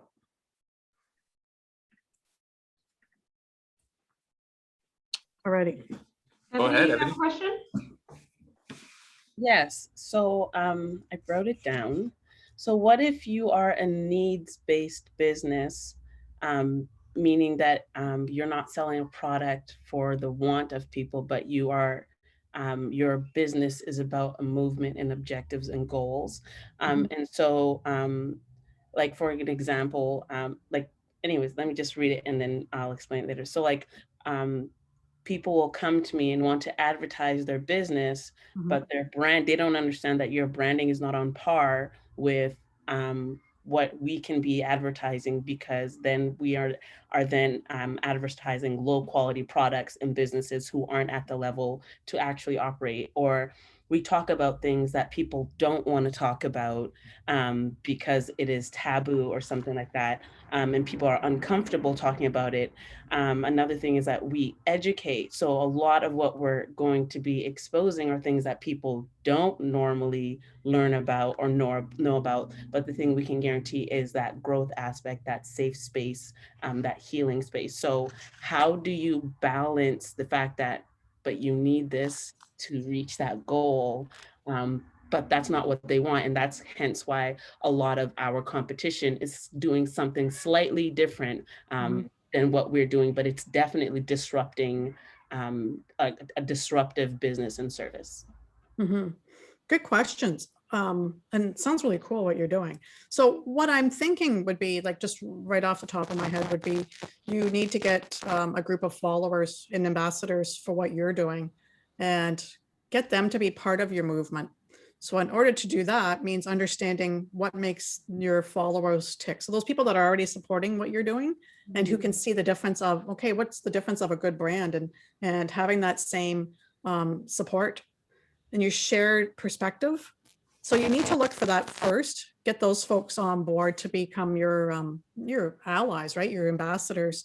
And then you come together and you create a movement together and say, okay, this is what we're doing together. And they have your back. And then you can sort of, echo the same messages.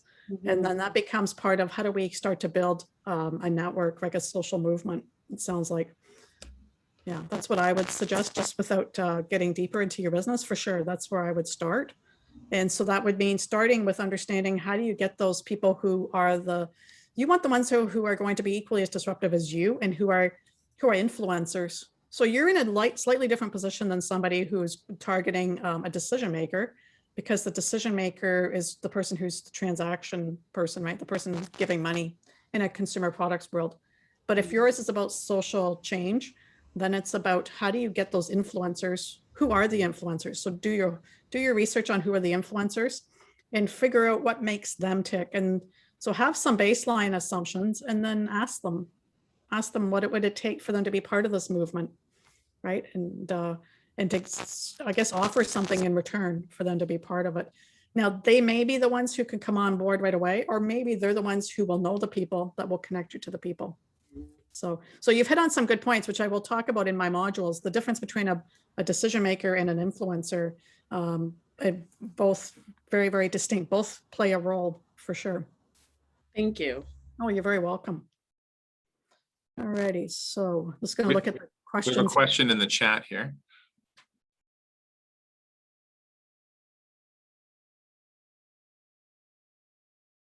Okay, so in the niche market, Brittany's asking me, what do you do in a niche market where it's a smaller population, and basically looking at the sample size for a niche market. So you still would need to represent your niche market.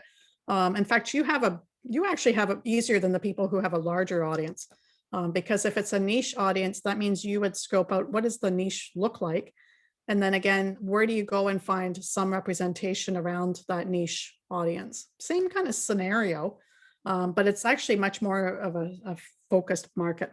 I would say if you can get to, I mean, again, I think the criterion here with LEAP, I don't think they have you doing as many as I'm going to say, but I think ideally in the external world, we probably would say, let's go out and look at 50 plus people and get them to give us feedback in a niche market and start there. But I think what LEAP is going to have you do is slightly smaller than that audience to check in. So I think you might be safe in this context. Hopefully that helps you there, Brittany. Junon, you have your hand raised? Yes, hello. Okay, my question is, like, if you have multiple different customer segments that you're targeting, do you do like a different survey for each segment and then try to like bring it all together? Because, and especially in the sense of like a small business where you wouldn't have like a huge department kind of working on this, you're just kind of like trying to do it all yourself. Yeah, really, really good points. So you have you actually have a very typical challenge, because it sounds like you have the benefit of the masses are your target audience. Like you have a mass audience as a potential target customer. So I would suggest that from a marketing spend, you really can't be all things to all people. So what I would try to look at is this is what we would call it in marketing, who will be the primary customer, who will be the secondary customer, and then we have a tertiary customer. So what that means will be the primary customer will be the largest segment of the population, which we haven't even really talked about yet, but who represents the largest segment, and this is applicable for everybody, who represents the largest segment of your customer base. And we're going to talk a little bit about profiling those folks. We'll talk about that as we go forward with voice of customer research. But who is the primary customer? How many people does that represent? And then the secondary customer, group them. How many people could that be? And then tertiary customer, and group them together. And then when you go to do your research, you will want to check in with representation from your primary customer group, secondary customer group, and your tertiary customer group. The reason I'm saying that is you need to understand equally, they all play an important role. Primarily the primary customer group and the secondary customer group, but the tertiary people, the people that you're kind of putting, I call them outliers, the people that are kind of over here, you maybe don't think they're going to buy your product. They might be lower on the scale for you. They might surprise you and be the ones that could be part of your primary customer group. So you really do need to think about representation from all three groups, and think about how you're going to ask, what you're going to ask them. And we'll talk about this as we go forward, but what are some of your assumptions about each one of those groups? So again, we talk about primary and secondary and tertiary, which is the primary market, secondary market, because they maybe don't have the resources, the buying power. You might think maybe it's not on their radar. I don't know. Maybe they're not ready for change. I don't know, again, what your product is. But the tertiary people could also be the people that are the outliers and that are on the fence that actually could easily be persuaded to buy your product. So you need to understand and scope out all three and then go out and ask, if that helps. And again, you don't have to talk to 100 of each right now. In a perfect world, you would talk to 100 of each group. But again, I think the criterion for LEAP, I don't think they're going to make you talk to 300 people. So I think you'll be off the hook there. But you do want to check in and get some kind of representation. And you might even just weight it and say, I'm going to ask more people in the primary and secondary, and maybe a few less people in the tertiary. We can talk about that, but for sure you need to ask all three. Does that help? Does that? Yes, that's great. Thank you. Okay, awesome. Any other questions for the chat? I know David said that you guys like to have a break. I don't usually give breaks in my classes. No, I'm just kidding. I'm just so delighted to see you folks. This is just such a treat. We can, I think Tracy has a question as well. Let's finish up our questions and then you guys can decide. We can either keep going and then we'll take a break before Alex joins us for our brag and drag. Or do you think you need a break now? Anyone feedback? Shoot in the chat. Throw a thumbs up if you want a break now, or a heart if you'd like a break later. Keep going. Looks like break later. Like later. All right. Alrighty. Go ahead, Tracy. All right, I just have a quick question. I think it'll be a quick question, but I'm marketing to businesses. And so I'm looking at like 3 major for photography and videography and live broadcasting, just so you have like a better idea. And I'm just wondering, like, should I mark, like, I know you're talking about like the primary, secondary, but with photography and videography, I'm not sure if I would have a large enough population to do just one of those to be able to bring in enough revenue. Do you know what I'm saying? Yeah. So who would be your customer? You said B2B. Who would be, like, can you give me an example of? So we have businesses looking at starting up. And then we have businesses that are looking at like growth specific and rebranding. And we also have businesses that do events and awards. So that would be our live broadcasting side of it. So it's a little bit on the side.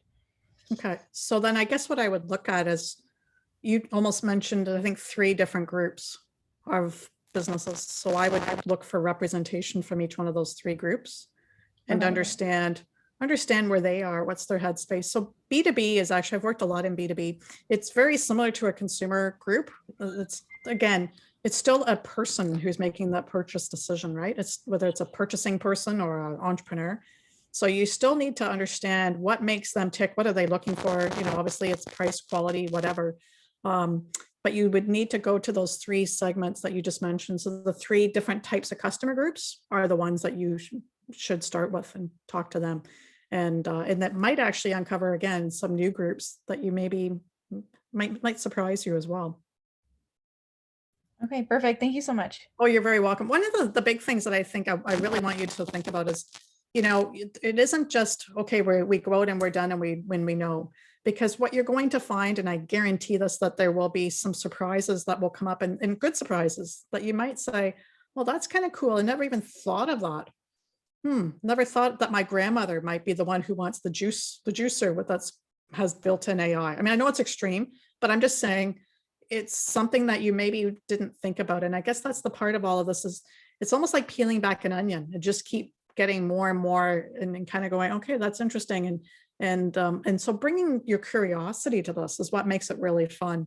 When you have the pressures of managing a business in the day-to-day, I know that maybe sitting and peeling an onion or an orange is maybe not on your wish list, but it's just around the curiosity, and it's around really thinking about how do you validate some of your assumptions, right? And what's also kind of neat is it sounds like there are some services here that the entrepreneurs here might benefit from. I don't know how that works here, but there might be some similar services here that I think we heard about the branding and the videography. Maybe there's some alignment there in how you talk to each other. You could also be asking each other for feedback, and maybe others, right? You've got some similar interests. So anyways, Any other questions from folks? I kind of have a question, but I don't know if I know how to ask it. So basically, I'm doing a hair care product line business for Black consumers. However, that market can be segmented in many different ways. And so my plan is to launch within an initial segment for natural hair textures and then expand to different textures or different markets, different segments. So I guess my question is does that make sense as my sort of way to approach it rather than like trying to do too much too soon? Yeah, that's actually a really good strategy. So you're trying to take it in smaller pieces and look at where would you get the wins immediately? And that's the same for everybody, right? Like where would you have the immediate success? Because once you have that immediate success, I mean, obviously that brings in money, that brings in confidence. And then you have some people who can give you testimonials and be your referral base and also give you some great buzz on Instagram and all of your social networks. So yeah, I think you're onto something. I think if you can look at where could you get some immediate success? Where is the audience ready for what you have? You know, one of the things, I'll give you an example. So we're going to talk after, well, I guess there is no break. I was going to say after break, but I was going to say that one of the things I'm going to show you is this pilot that I'm doing in teaching how to do voice of customer research is what we're going to get into next. Now, my philosophy is actually a bit disruptive from what my marketing colleagues would do, as I was hinting at. My marketing colleagues, I was out before doing agile customer research. David mentioned it in my profile. So agile customer research means that you're constantly checking in with customers and asking them what they need. And it's a constant, it's an iterative process that tech people would be doing all the time. But people in consumer products world, you know, we make a pop. We're not going to continue to ask you because we've got a pipeline we have to continue to fill, our manufacturing pipeline. So my point is, why would I go talk to them if they're not ready to hear? It makes more sense to go to who is it that really would benefit and who's going to help? Who am I going to help first? And that's why in my product, what I'm going to share with you today, I'm following what I've been saying, I'm practicing what I preach. And I'm going to share it with you folks because you're ready, you're open to, you want your business successful. You haven't been in business for 50 years with your blinders on going, no, we know what it is. And I think that's what I would encourage all of you to do, is to look at it to say, where can we get some immediate success and some great feedback that you can continue to iterate on? And when I say iterate, I'm not saying you have to go back and revamp everything. I'm just saying they might actually give you some neat things that you never thought about in terms of some tweaks that we'll talk about too, right? One example that I can give you, this isn't about targeting, but it's about asking. And so one of the colleagues that I've worked with, she actually has an ice cream business, and she's listed, she's got a great premium product ice cream, and it's listed at a lot of retail stores, the big stores like Sobeys and that. Now, her sales weren't as good as she was hoping, and she got listed. Now, of course, she's had to survive the pandemic. And she said, but I've got a great social media following. Why would that be? And like, why would I not have the store sales? And I kept saying, well, I've been to the store, I've looked for your product, and it's really hard to find. You've got this premium product, it's a health and wellness product. It's kind of buried in the store because you're competing with the big brands. And of course, unfortunately, when you're an entrepreneur, they kind of throw you wherever. But you know what she did? I encouraged her to ask her customer base. Now I encouraged her to ask her followers. So she went to social media and she did a poll and she did a survey on social media. And she said to her Instagram followers, for example, are you buying my product? And of course they come back and they said, guess what the answer was? No. And she's like blown away. She said, oh my God, I'm shocked. These folks are taking pictures of my ice cream, or they're supporting my ice cream. It looks like they love my product. And I said, well, that's the misleading part of social media, but that's a topic for another day. What she learned out of it was that she dug deeper and she said, why aren't you buying my product? Well, they didn't know where to buy the product. They didn't know where to buy it, number one. They didn't know where to look for it in the store because they couldn't find it. So my point is, it's kind of a bit of a segue from what you were saying, but it's about where is the readiness for your product and how do you make sure you align that you are where they are? So she's got this great ice cream product, and these health and wellness foodies love it, but they don't even know where to find it. So how do you address that? Well, that's a quick fix. That's putting it on your website and going, go here, go there, having a map. It's a very quick thing that, it would probably take a few minutes for a tech person to put that on the website. But in the meantime, for her, she's assuming all these followers and all of these people are big cheerleaders for her product, and yet they don't even know where to go. So my point is, leverage your social media network. If they are your target audience, ask them, would you buy this product? And we're going to talk about this. We're going to talk about, you don't have to have all of these answers today. I believe you have a few weeks here to go through this and to really kind of hone in on who is that target customer and why, and where do they hang out? What's going to make them tick? What will resonate? When you were talking about it's kind of the services and product offering, and really kind of keep going, like keep narrowing the scope. And you know what, even for me as a marketer, I kind of fall into that trap too. And I drive my agency friends crazy because I'll go, well, if it would work for this group, that would mean it would work for that group. And they'll go, but you know better than that, because you see, you can't really, it's hard to be all things for everybody. It really is, right? Because for one reason or other, people just may not like whatever it is, or they might be happy with whatever it is they're currently using, and that's fine, right? We can't possibly be all things, but if we can get those people who are ready to adopt whatever it is we're offering, it's all we need, right? And then we have the referrals and the network to build on. So that's my preaching for today. Any other questions before we kick off the exciting next chapter of this masterclass?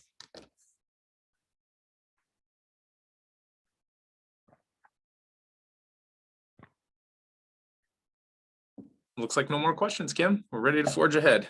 All righty. We'll go back to screen share. And I will get, where did it go? 1 second here. It's got a, well, that's not what I want. I was thinking that would let me get back. I'm so used to Bongo, I swear. 1 second here. David, you're surprised to hear me say I'm used to Bongo, aren't you? Yep.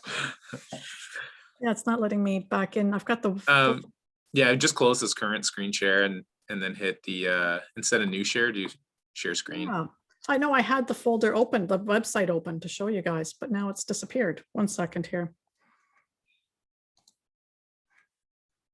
Okay, just got to figure out where it went.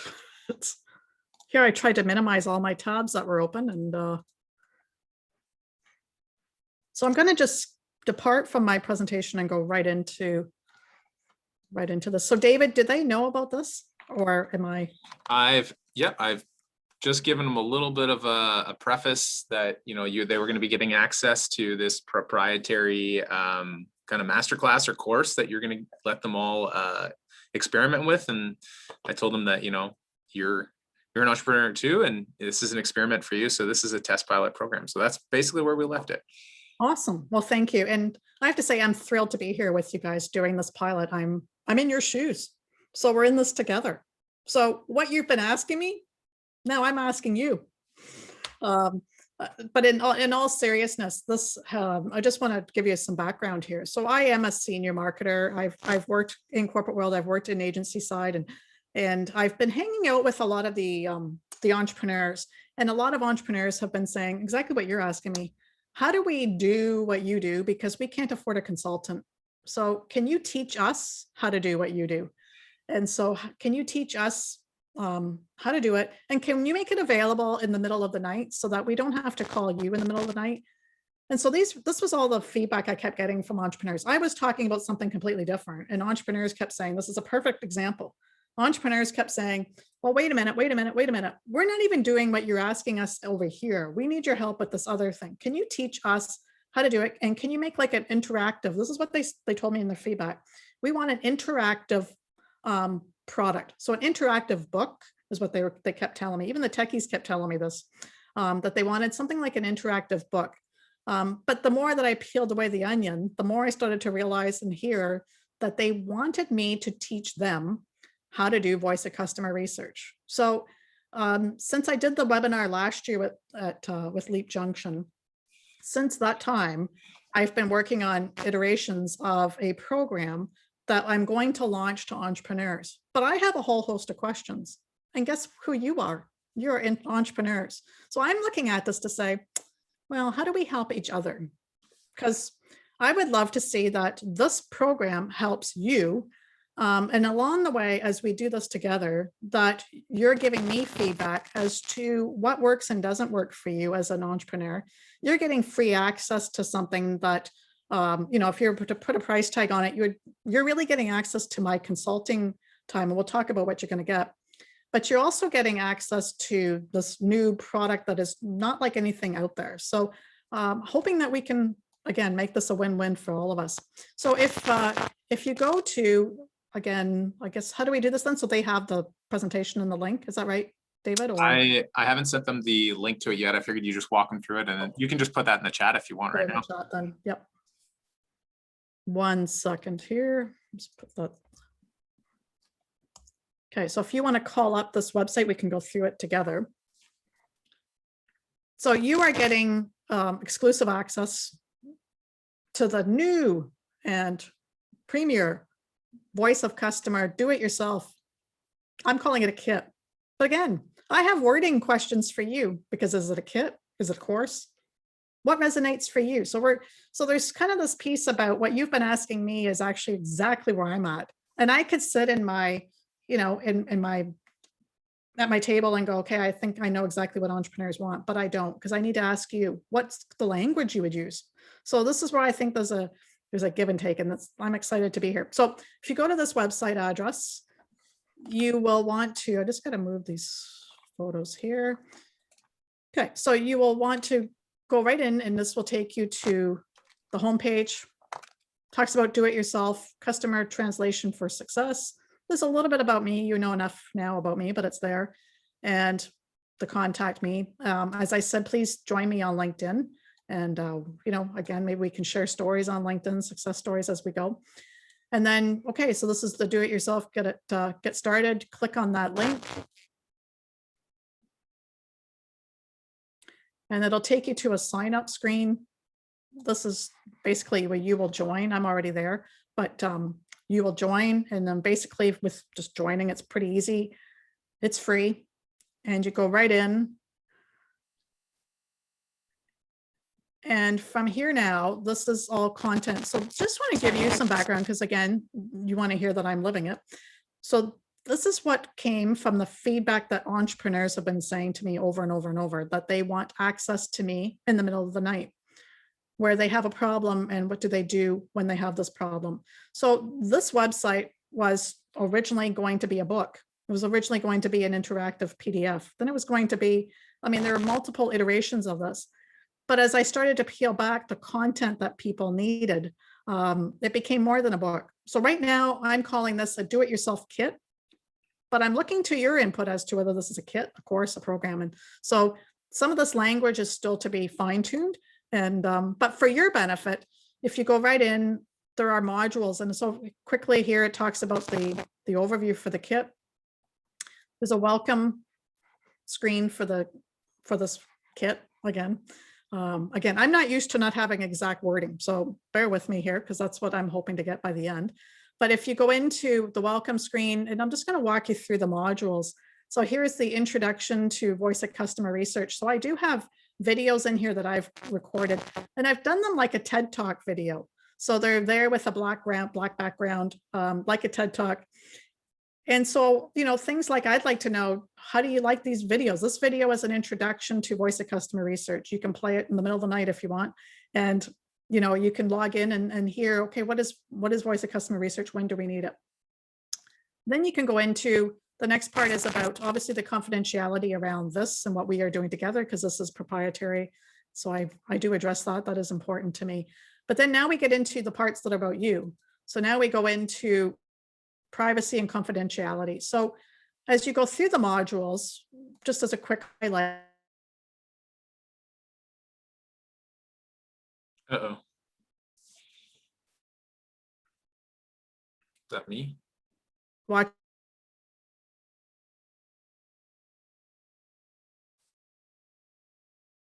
You can watch a video. I've also opted to give the, as we go further on,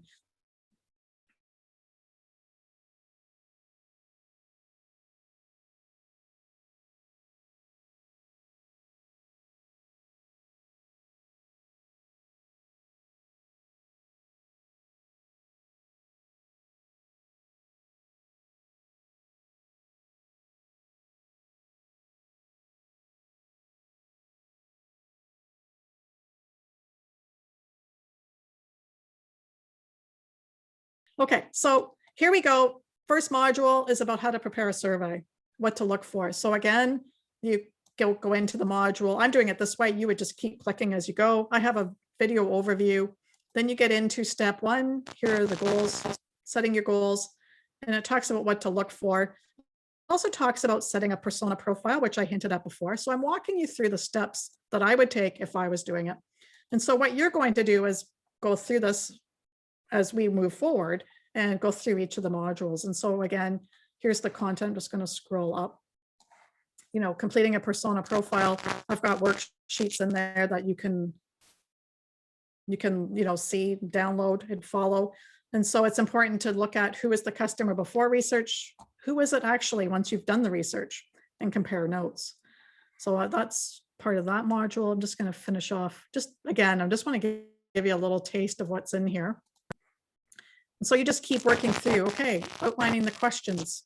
So luckily now for you, you've got the benefit of, you've got a bridge. You don't just have me giving this to you and you're going to do this at midnight. You do also have access to me. I'm going to give up 2 free consulting hours to each of you. So you each have access to me for advisory. So you can ask me questions. So you have 2 hours available for free with me. You also have the option of posting your survey and getting 2 posts to me for your survey and for your analysis, where I will take a look and give you feedback.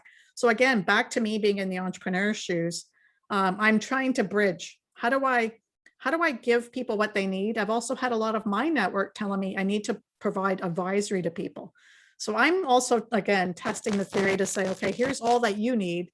And I want to see, where do you need me to be an advisor and to help you, versus can you just do it all on your own? Maybe you don't even need me, and you might not, right? But I am available. I am offering the advisory time. And then here's setting up the survey. Here's, some of the best practices for setting up the survey, posting your survey for feedback. That's when you're ready for that, having your Google Doc ready. Talking about product life cycle. We talked about that earlier on in my masterclass. So it talks about when to be asking questions in the product life cycle. And then from there, you've completed module 1, and then you go into module 2, setting up and deploying the survey, which would mean using Instagram, SurveyMonkey. I think you can use, there are a few other platforms that would be available. I think Microsoft has an option as well. So deploying the survey, now taking your survey, putting it into some type of a mechanism. And we'll talk about that as we go forward. Again, the teacher in me wants to just show you what all's here. So here's the module overview for this piece. Oops, sorry, I jumped ahead here. Sorry, jumped ahead, back up. So the module overview, conducting the survey. And then, so some of you are asking about, you're talking to businesses. So here's the module on talking to businesses. Here's the module on talking to consumers. So giving you some tips. But again, as I said, from my perspective, everyone who buys your product or service is in theory a consumer. They behave like a consumer. It's a person buying your product. So they might be buying your product for a business, but you still need to understand what makes them tick. Then we get into, okay, you've conducted the survey, the data's come in, and now where I know people often need help is analyzing the data. And because understanding data is complex, and understanding where do you prioritize all this feedback. So again, this module talks about how to ask the questions, now how to analyze. We're going to get into how do you analyze all the feedback. And I do have templates in here that I'm sharing with you as well. There's an Excel template that you can download and follow, and I encourage you to do so. Analyzing the feedback when it's quantitative, those multiple choice questions, as well as qualitative comments, and then going deeper into what is it they mean. So we, again, you're getting the bridge. You don't even have to ask me for help. You could go away and do this all completely on your own, but you do have the benefit of, like I said, the 2 hours of free consulting time. And if you don't use any time, we could probably talk about you giving it to your friends who maybe do have questions for me. We can definitely work something out. So that's all there. Reading between the lines, what is it people are saying? What some tips there in terms of how to stay objective. Summary and conclusions from the feedback. And then down here will be the templates. There's the Excel template that you can quickly download. I'll just show you while we're here together. So this is all here for you. So what you would do in this scenario, you're lucky you only have 25 participants. So this will scroll down, but you have 25 here. This is for 100 participants, but you are lucky you just have 25, I believe. And so you'll actually input the feedback from your participants into this Excel screen. And the reason for that is you're inputting an X. We'll talk about that. The template video talks about it as well. You're inputting X's for all of the feedback that people have given you, and you're looking for keywords. It's to train you to look at this a certain way. And we'll talk about it as we go forward. And then there's a report tab. That's actually, you don't have to do anything. It's calculated for you. And then all you're going to do is look at it and analyze and provide feedback. Again, there are videos to guide you as you do this. But before you get into all of that, there is on this tab, the instructions tab, gives you everything that you need to analyze the data. Now, some of the survey tools out there will come with this analysis part. And all you have to do is migrate that data over to Excel. Again, part of my bridging here will be to help you if you choose to go down the automated path. Just going to scroll back. Yeah, this is built in Wix. There's still some clunky parts to me because it doesn't stay where I left off. But anyways, we'll just so that was back here. Well, actually, I'll just finish here. Analyzing the feedback was the last part. Where did I lose it here? Okay, so now we're going to get into, you've analyzed the feedback. Now what you're going to do is take action with the feedback. And so that's what this module is. And so basically walks you through, again, another video intro, how to take action, what are the steps to take, reminding you to go back and close the loop, how to make VOC ongoing, and then you've completed the program, course, the kit. Still need my wording fine-tuned. And one of the last things that I've included in here is a case study. So I actually have tested out my product with entrepreneurs, but they did not get it as robust as you have it. They actually were given an interactive PDF, and they had to go away and follow this PDF. But nonetheless, they actually followed it, and I've got some examples in here of what they concluded from going through it. So as you go through each of the modules, there are case study examples down here. If you have questions, if you get tripped up, it will go through and explain what an entrepreneur did and give you an example of what it looks like from a survey example, from an analysis perspective. And I've also included a video as well, because again, I want to see which way people prefer. Do they want it just as text, or are videos the best way to go? Just as a side note, in your shoes, I have colleagues saying to me, just give everybody a bunch of videos. And I'm saying, yeah, but I think there are people who like to have text, not just videos and a talking head, and people get tired of a talking head. So I'm giving you both. But again, I'm building in a survey within each module because I'd like to have your feedback as well as you go through this. Extracting key insights. Again, in the case study, I explain what this entrepreneur did. Sample taking action. Now, my entrepreneur case study is actually a retail store, but it doesn't matter because that's an example.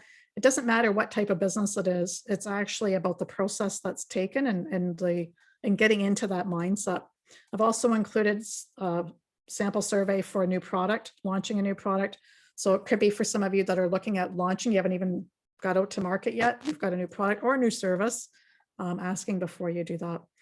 And then the one that's really important to me will be this at the very end. Once you're finished, I want to get your feedback around exactly what all of you are asking me.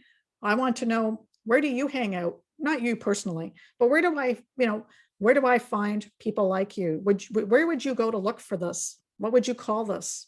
How much is it worth to you? What would you pay for this? So again, I'm living exactly what you're living. So that's at the end. But as you go, I do have some questions for you that are very, very important to me that I want to know. And it's it's not just, oh, was this webinar helpful? It's about how can I make sure that this aligns with the entrepreneur? So again, as I've said, I'm in your shoes. We're in this together. This is, what do you call it? Collaboration. So that is it. In terms of, contacting me, as I said, you can contact me through LinkedIn. You can also, I will include my email address. I think it's in my slide deck. I'll go back to it. You can also use the chat function here. Although I'm not on here as much, I'm not in this 100%, right? I'm not on here all the time. So if you chat with me, probably allow me 12 hours, 24 hours. It depends how quickly I can get back to you. But that is it. So I'm excited. I'm excited to be part of this pilot with you. Hopefully you find this very, very helpful. And again, if there's some bugs or some tweaks that need to be made, that is the benefit of this pilot, that you're not left at midnight trying to figure things out on your own. So I'm excited to be here. Well, thank you very much, Kim. I think I'm excited. I'm kind of upset that I didn't get a chance to be part of this when I was in Leap-In years ago, because I think this is a great opportunity, a great resource that you're all getting access to. So I encourage you all to definitely take advantage of this. And as we mentioned, the kit that your kit course, whatever you're going to call it, Kim, is going to be available to you all after today. Once I get those NDAs back, I'm sure you're all starting to sign up already anyways, but it will be part of your homework. It'll be something you're going to have to deliver to us along with your business plan on the day that we're having the business plan competition. And we're looking for you to at least, get feedback from at least 25 respondents, 25 participants, like up to ideally. If you can't, it's okay. It's not like we're holding you over the coals on it, but because maybe you don't have enough following, maybe you're not able to access that many people, but please try, make a best effort to at least get a minimum of 25 respondents. But Kim, thank you so much for joining us. There was so much information. The Market Research Week is always a lot of brain dumping into your head. So if you are feeling overwhelmed, if you have more questions, please reach out to us and get in touch with us, guys.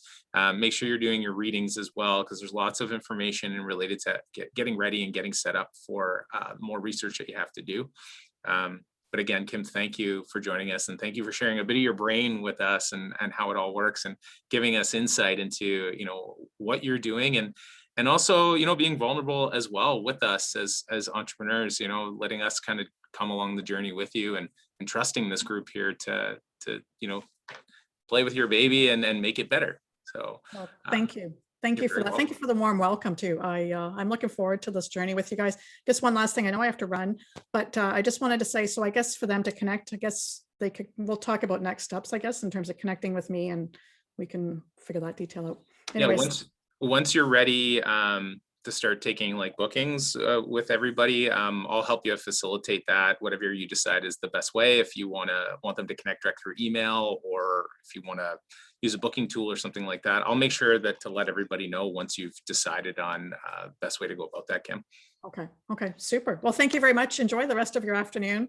And hopefully, market research, consumer research will be something that you'll love by the end of this. Honestly, hopefully it becomes something that'll just become second nature to you.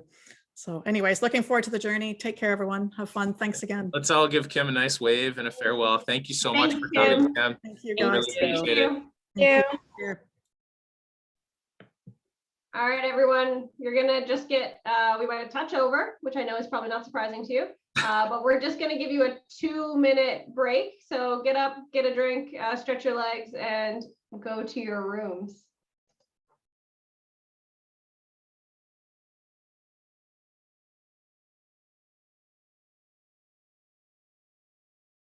You gonna pause the recording, Dave?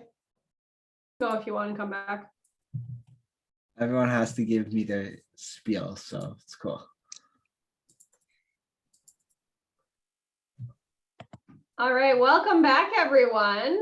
Hope you got to take a small little body break. Did anyone notice what I'd renamed your breakout room? Thank you, Kelsey. Yep. You are so welcome. You're so welcome. Was that Josh that said that that's what he felt like it was? I will now use that as your random names for the breakout rooms, because I learned I can rename them, and that sounds like a fun thing for me to try with my time. But welcome back to the board table, if you were all at the kids table. It is my distinct pleasure to introduce Alex Leonard today. Alex Leonard is an alumni from year 3, which is the last year that we are actually all in person, shockingly. That seems like a very long time ago. Alex is an entrepreneur. He's been in the shoes, or the seats, I suppose that we would say, that you're in now. So I'll turn it over to him to be able to introduce his business and give you a little bit of information about him. And then I will introduce our brag and drag and what we're going to do today. So go ahead, Alex. Thank you, Kelsey. Hey, everybody. Hope you're all doing good. Congratulations on making it into Leap In. This is a great program and was very beneficial for me really starting my business and understanding what the word entrepreneur is. So, first of all, give yourself a pat on the back or a little applause. Doesn't need to be right now, but you should acknowledge the hard work that you're all doing. A little bit about me. My name is Alex Leonard, and I run AL Media. So I primarily create video content as well as paint large scale murals. And most recently, I'm trying to get into the podcast space to do like a podcast management, kind of tie some of this stuff all together. So I have my own podcast. It's called The Creative Kind. I speak with creative entrepreneurs who've been able to turn their passion into profit. This season right now, I'm speaking with people who work in the film and TV sector. So my next episode's coming out tomorrow, and it's with my cousin. Fun fact, she works with like Netflix and some big studios in Toronto, and she worked on Jupiter's Legacy. She's a makeup artist. So that's going to be a cool episode. Anyways, other cool things about me. Leap graduate from, I believe, 2019. It was a great year. Every year is a great year with Leap, and yeah, I guess like I'll stop there. I keep going. I do a lot, but I'll save that for some of the brag and drag. Thanks, Kelsey. Awesome.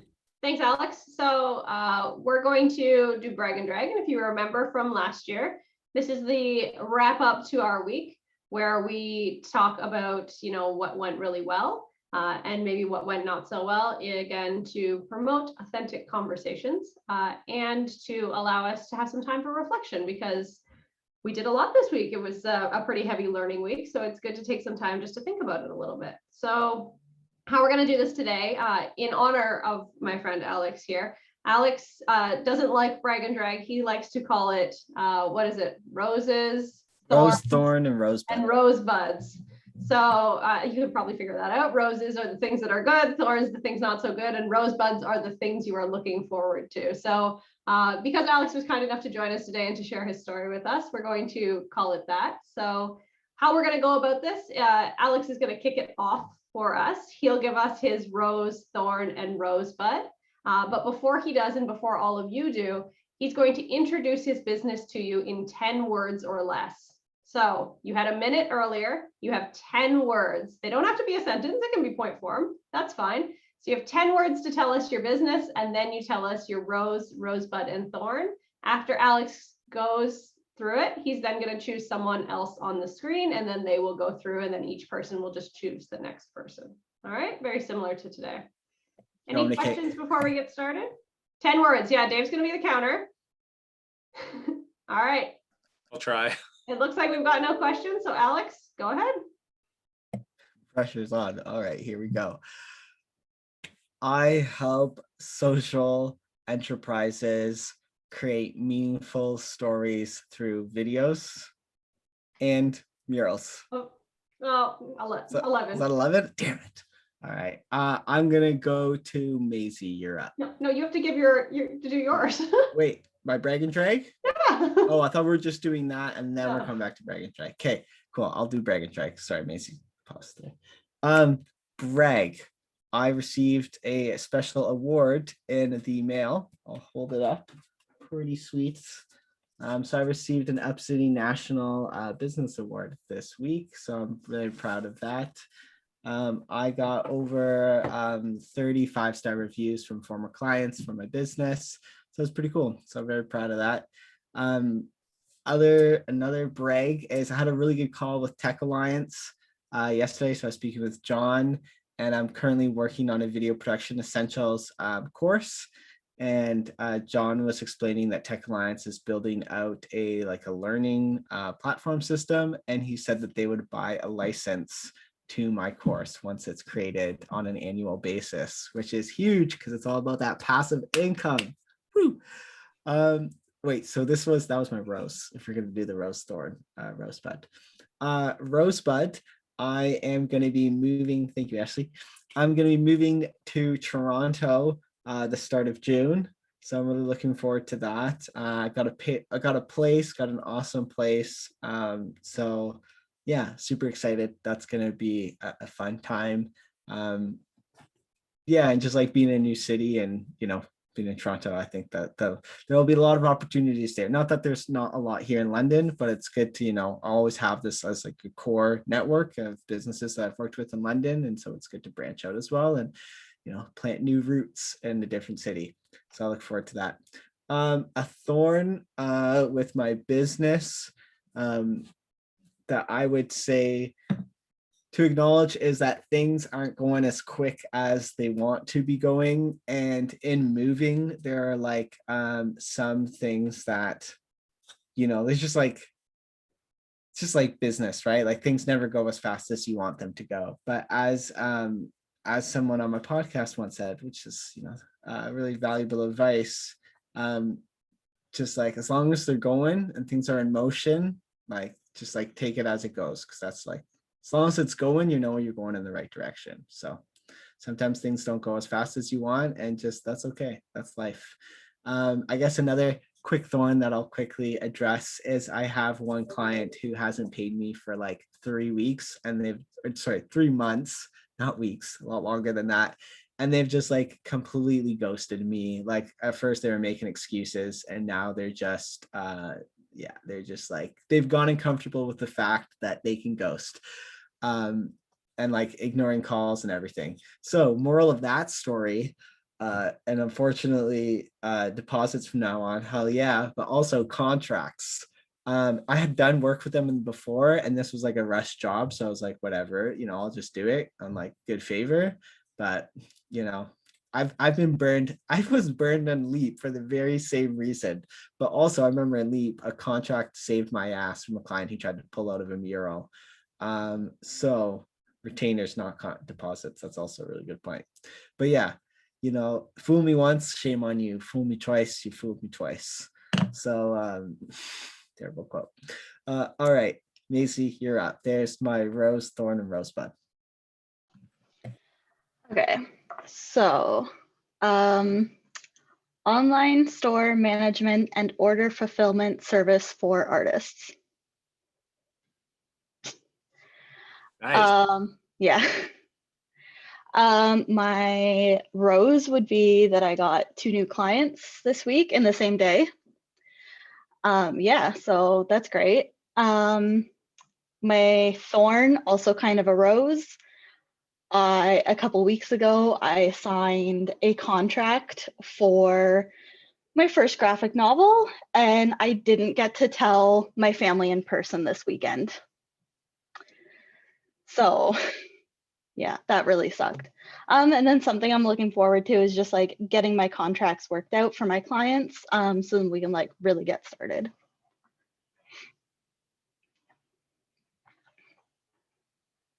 Who's next, Maisie? Evity. Was not expecting that. So social justice platform using media, educating, empowering, exposing, creating change. Okay. Okay. So my thorn is that I am so busy, very, very busy. I call it focused. I'm having to take away, the series on Netflix and Prime that I'm so used to watching, and being able to drink wine and cool down, but because of how focused I'm becoming with school, with business, and everything, I'm not able to do that every day like I would like to, and sleep in and all this kind of stuff. But it's a good thing because that's because of how quickly shifting my business to Ivodi TV has opened up so many opportunities. And so like, and that's where my roses come in. And the roses would be that I have secured a partnership with EVOMM3, which is a Black like entertainment network or something like that that is already established within London, but they want to use Ivodi TV as their primary network or something like that to launch. And so that was super exciting because I was just hosting shows for them. And so they're willing to take my whole platform and put it on their share with their network. So that's huge. And I'm looking forward to, honestly, I'm just looking forward to the next Leap class, like Leap In class, because this is every day I'm learning something new and I'm able to like actually apply it because I'm working on the business. It's different from a class because in class, it's all theory. Whereas like literally today, while we were in class, I came up with a program and I'm like, oh my God, I can't wait, you know, and then talking to everybody, meeting everyone. So I'm just really excited for our next class. And I am going to choose, I'll choose Rachel. Okay, Kelsey with her hands up. Online shop with dog themed products for dog obsessed people. Okay, my rose bud this week. Actually, I'm having a good week. First of all, I fixed my internet. So for the last 2 days, I've heard and seen everything that's happened on our call, which is awesome. And just some things are starting to come together a little bit more.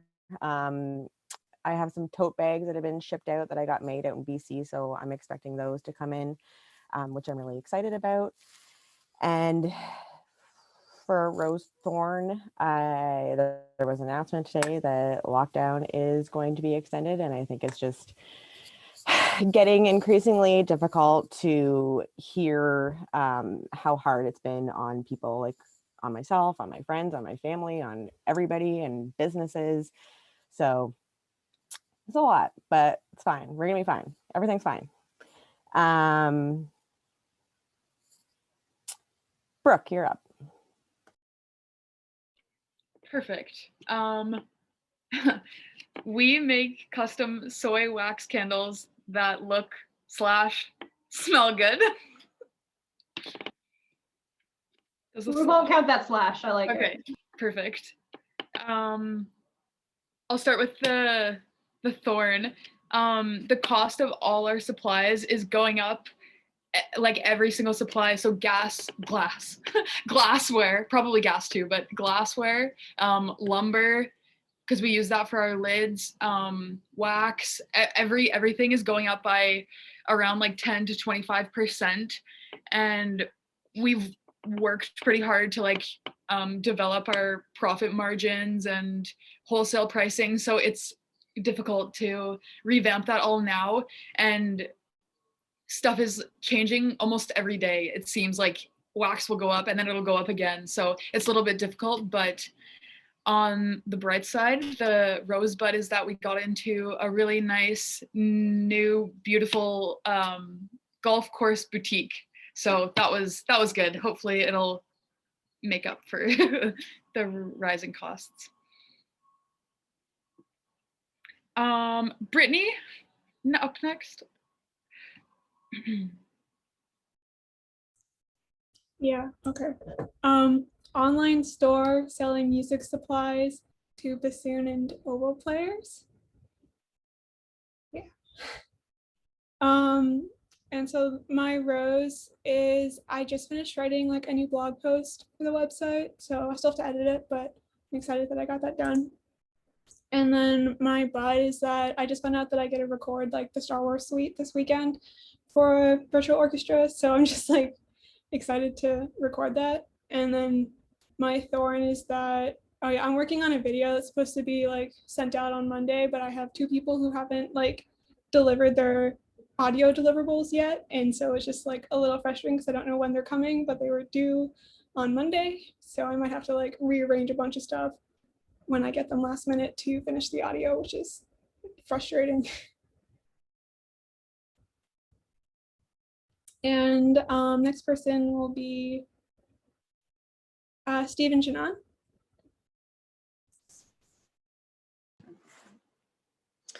Okay. Small, local, farm-based creamery making yogurt, gelato, and milk. Are you sure it's not fluid milk? Okay, so Rose for this week, our 3-month-old is sleeping through the night now, so that is like mega huge win for us. So very excited about that. Thorn, you know, I think just like right now, time management is a bit of a nightmare in our household, like just trying to kind of keep the ball rolling, you know, in a direction, you know, so we're definitely kind of trying to figure all that out, but you know, we're making progress, so we're a good team, so that helps a lot. And then Rosebud for next week, honestly, like I'm looking forward to coming back to this next week, so I'm excited. Look, it's gonna be good, so yeah. I think like, yeah, for me, my Rosebud is similar. Like all the grandparents have their first COVID shot now. And so we have a bit more help with watching our son. And so it's like you can devote a little bit more mental energy into other things when something else is a bit better taken care of right now. And Rose Thorn for me, yeah, like the state of the house right now, because we like did all these renos and it's just a disaster. And it's like the thing that I really want to do is like organize my house, but it's just like something else always comes up and I just look around and it's like so frustrating. So I don't know. I'm still not sure what to do with that, but yeah. Okay. Who's next? Who haven't? Abigail.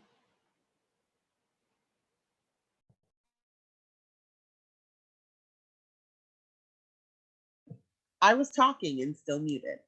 So I'm ready to go. Vegan hair care product line for environmentally conscious Black consumers. And my Rose. So this week has been interesting. I was working in tax prep and tax season ended on April 30th, but my employer has a backlog. And so I was let go, but then he called me back to do more work. And so my Rose is that I kind of set the boundary of not going back to work yet to give myself this week to really get on top of the leap in stuff, get settled into the schedule, and just make sure that I can prioritize my business. And at the same time, that was kind of a thorn because, again, money can always be helpful to an entrepreneur. But because things have been so busy right now, and I agree with Evity said it and Stephen Janan said it, the time management and just being so busy right now, there are so many demands on my time. So just that's my sort of my thorn at the moment. And my Rosebud is being so grateful to be in this program right now. I'm learning so much. And like Evity, I had new ideas come to me during today's session. So just tapping into all the knowledge that I'm receiving and looking forward to the opportunities to come.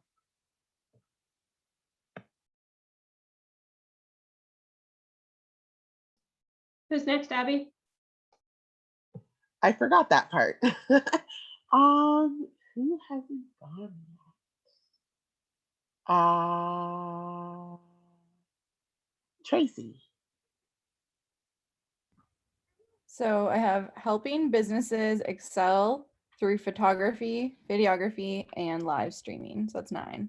But yay, as the last one, I don't know. Hyphenated, good. Yeah.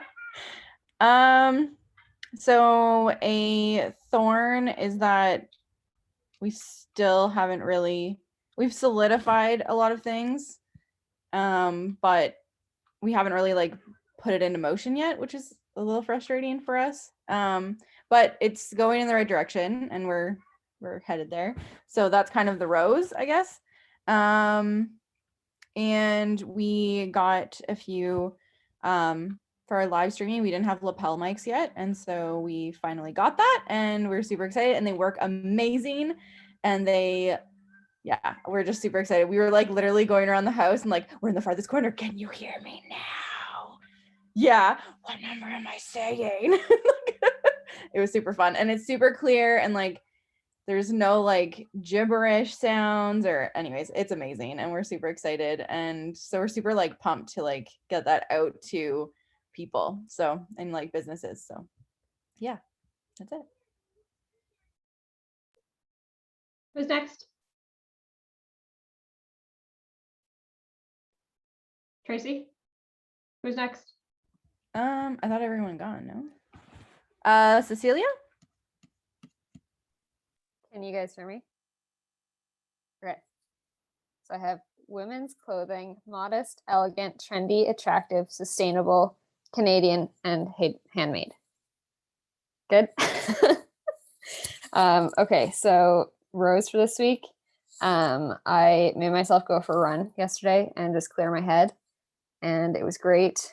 I got to kind of just decompress from everything, and I just felt amazing after. The Thorn, I've had a bit of a reality check on pricing for all my stuff. I've been doing a lot of time studies and stuff, and I'm realizing that everything is very underpriced. If I actually want to make a living off of this, I have to start charging more. So that kind of sucks. Something I'm looking forward to though is the customer survey, especially after today. I'm excited to write one up and get answers, make sure I actually know my customer. Who hasn't gone? Ashley, Josh, Jenny, Dave, and I have not gone. Ashley. All right, so gluten-friendly, vegan, and nutrient-dense, made-to-order bakery.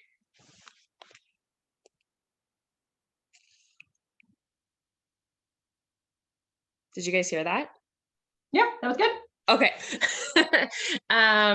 So my rosebud, which has nothing to do with my business or this program, is that I got confirmation yesterday that I'm getting a car next week.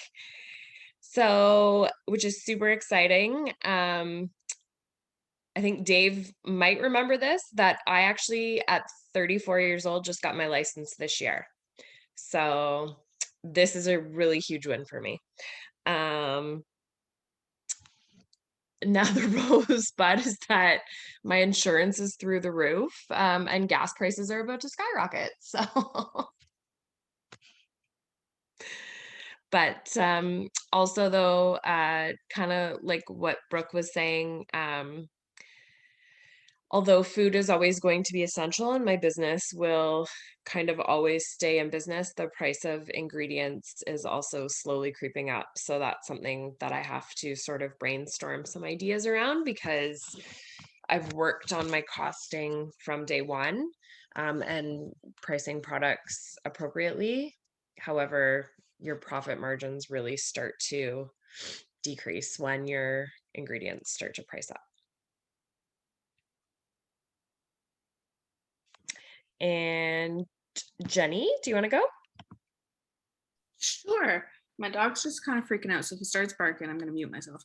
But so my rose for this week, honestly, was putting out the blog. I hadn't written anything like professionally in a really long time, so that was like a fun little project for me to get going. Thanks, Dave. And so that was my rose. And then my thorn, I say this with love, but my thorn was that Cecilia signed up for my workshop today and then didn't show up. I'm totally kidding. It is all good. I play in fun. And then my bud is that it's really sunny outside today, and I'm really excited to go out and spend time in nature because I've been working a lot this week on different things, and so I am finally having like a me time tonight. So yeah.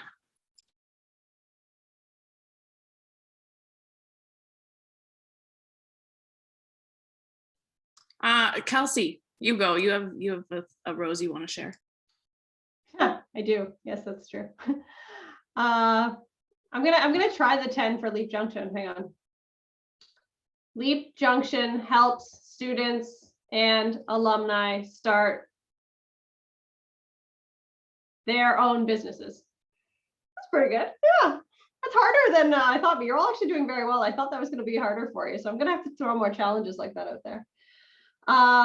Yeah, my rose is that, and you all have to keep this a secret because I don't know who you know, but my brother called me this week. He's buying tickets to go see Hamilton on Broadway for my sister-in-law and invited my husband and I to go with them. So it might get canceled because we live in a very turbulent world, but it's for the end of October. So this is something to look forward to go to New York and go to Broadway and go out for dinner and do fun things. And I'm just excited to have something to look forward to. So that's a really big rose that I am pumped for. My rosebud, I guess, is that my lovely husband bought me a bottle of wine with a dog on it for Mother's Day because I am a dog mom. And the Food and Drink magazine, which is free from the LCBO, which is my favorite publication in the history of the world. And tonight I will have a glass of that wine and read that magazine, and no one's allowed to talk to me. And I'm very excited because, like Jenny, it's been a big week and I could use some me time. And my thorn, my best friend is, she went to school out west and then came back and has gone back and forth a couple times, but her and her partner recently kind of officially moved back to Victoria for reals. So it's been nice to spend adult time with her because I hadn't really had that in a long time since we were really in university together. So I'm gonna miss her, but she just sent me beautiful photos of their drive, and they're in Saskatchewan, and you can just see for miles and miles and miles, as Brooke would know. So yeah, I'll miss her, but I am proud of her. And I'll choose Josh to go next. Thank you. I wrote it down, so I'm all prepared. Connecting adolescents with work, serving their neighbors, mowing and shoveling. Okay, so my rose is I actually got a new client on this very Zoom call.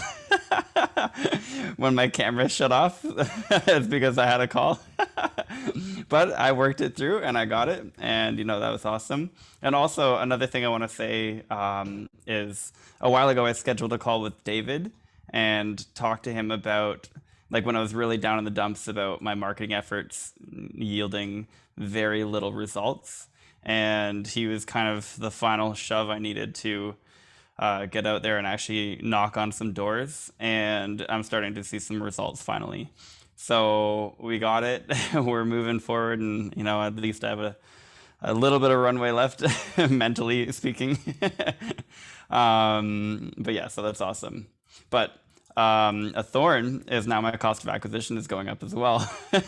So there's a little bit of a hit on the net margin a little bit, but we'll see how that works out in the future. I also got a bad client. My first bad client is another thorn. Haley, the 15-year-old who's out mowing lawns and stuff like that, just showed up at a house and they said, "Never mind, we don't want your service," and told her to turn around and leave. And it was no good, but I guess you're gonna run into bad clients every now and then. But yeah, so I won't dwell on it, but I'm lucky, it took this long to get my first bad one. And my bud. Oh yeah, I'm just looking forward to building my operations software out a little bit more. I'm having fun, making things more efficient, and my goal is to be able to have one person be able to handle 200 clients, which means about 10 to, or like around 20 students. So if I can do that, then we'll be matching all the goals in the financial plan. Awesome. Thanks, Josh. Is there anyone else to choose to go next? Take it home, Dave.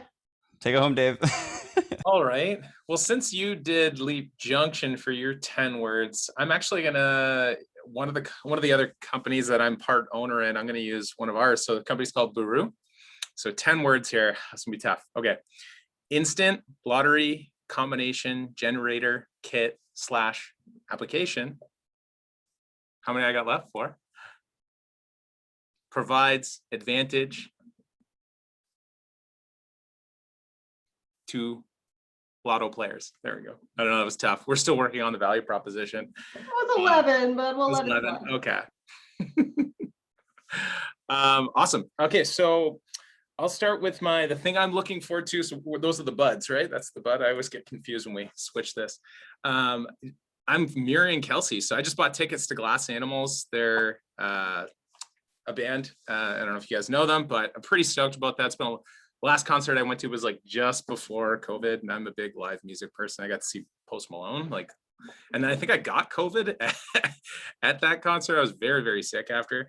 But yeah, don't know when it is. It was just tickets became available. They haven't toured in Canada and I don't know if ever, let alone it's been so long. So stoked about that.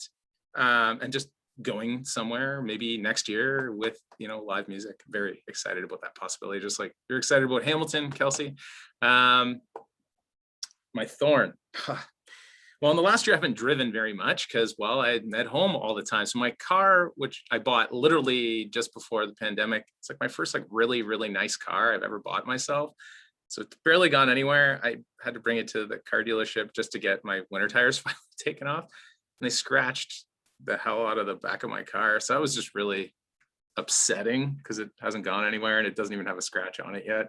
So I was really upset and almost cried.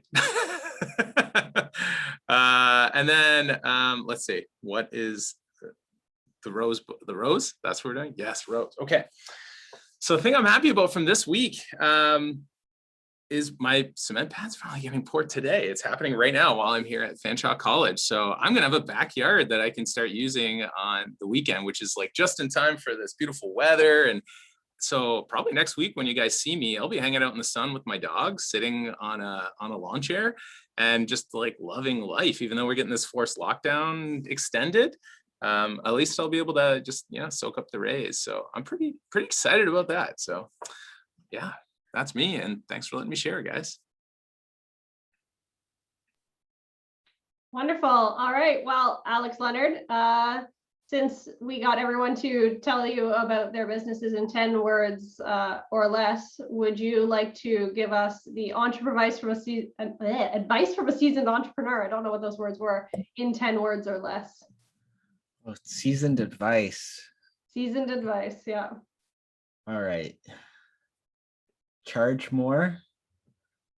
Don't do things yourself. Got 4 left. Trying to pack 3 punches into one here. I mean, we could have taken don't do things yourself to outsource, and that would be 1 word. Okay, it's true. So we'll keep it. And then the last one is keep crushing it. There you go. 9, we'll call it. Love it. 1 podcast, 1 book. Alex, recommend. 1 podcast, 1 book. Well, obviously I'm gonna self-plug myself and say you all need to go out and listen to The Creative Kind. That's obvious, that was coming. But another one that's not my podcast that I would recommend is Lewis Howes, The School of Greatness. That's a really good podcast. That's could appeal to all kind of entrepreneurs. That one's been definitely kind of foundation for me. I've listened to it a lot. Podcast that I've been into recently is Podification, and it's all about podcasting for podcasters because I can't get enough of podcasting, clearly. 1 book that I'm reading right now, which is really, really valuable book. It's called Blue Ocean Strategy, and it talks about finding the blue ocean in your business or what you do. And it's the idea that everyone is always competing for people who are in the buying stage of the buying process. But if you can start to market to people who aren't in the buying stage, and you can find a space that is outside of that, then you're in a blue ocean versus a red ocean. A red ocean is very competitive and everyone's competing on price, but you want to be in a blue ocean where no one's really competing on price, where nobody is. It's that 99%. It's an interesting book. It's all very like strategy based, but it's really good to like help think about your business and your foundation. And yeah, kind of moving ahead. I mean, I mentioned it there. My next podcast, I'll give another quick plug to myself because I know we're almost at 4. My next podcast is going to be The Sustainable Kind.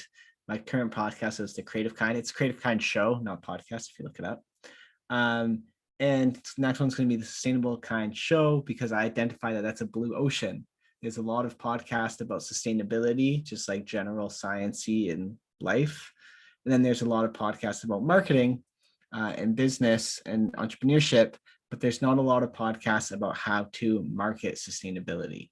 And so I'm going to try and speak with people in that niche. And then that way, that's who I serve with my business. It's going to be client-facing guests as well as listener-facing guests in terms of prospects. So that's my next big venture that I'm going to be embarking on. So I'm just still outsourcing, trying to find guests and cool people to be on that podcast. But I'm always looking for cool people to be on my shows. And as David mentioned, reach out to me on LinkedIn. I'll put my email right now in the chat, actually, if anyone has any other follow-up questions, and maybe, I think, yeah, you guys can share it around. But if you have any other questions about anything, feel free to give me a shout. Happy to make some time to chat with anybody, because we're all one big Leap family, even if we're from different years. Love that.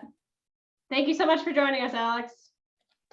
Great to see you as always, my friend. I'll see you at our bi-weekly convo Next week. And Ashley says, Alex, have you heard about the Friendlier Co? They're a business that offers reusable packaging for food companies. I haven't heard about them. I will definitely check them out. Reminds me of a company I'm invested in, actually. It's not another piece of advice. Make your money work for you. That's kind of more life advice. Anyways, folks, I'm out of here. Have a great rest of your day. Take care. Bye, Alex. All right, Dave, what do we need to know before we go into our weekend? Yeah, get outside, have some fun, enjoy the sun. That's number one. Please, yeah, there you go. Wasn't trying. My big thing is please read. It'll go up today, and read your module for Tuesday, the financial module that'll be released today. It'll really help you be prepared. I know finances are not everybody's strong suit. So if that is an area that you feel maybe a little weaker in, please do the readings so that we can engage really well that day and make sure we assess any extra needs that you might have around financial literacy. I mean, do the reading even if it is your strong suit, but maybe do it twice if it is not. Anything else? That's it from me. I guess, yeah, you guys already know. So I'll be reaching out with more stuff from Kim. But thank you for all those who sent me the NDAs already. The rest of you that haven't, please shoot those over before end of day. Would really appreciate that. Hey, Dave. Yes. I'm so not tech savvy. What's the best way to do that? Just open it in like Google Docs and just type in our names, or?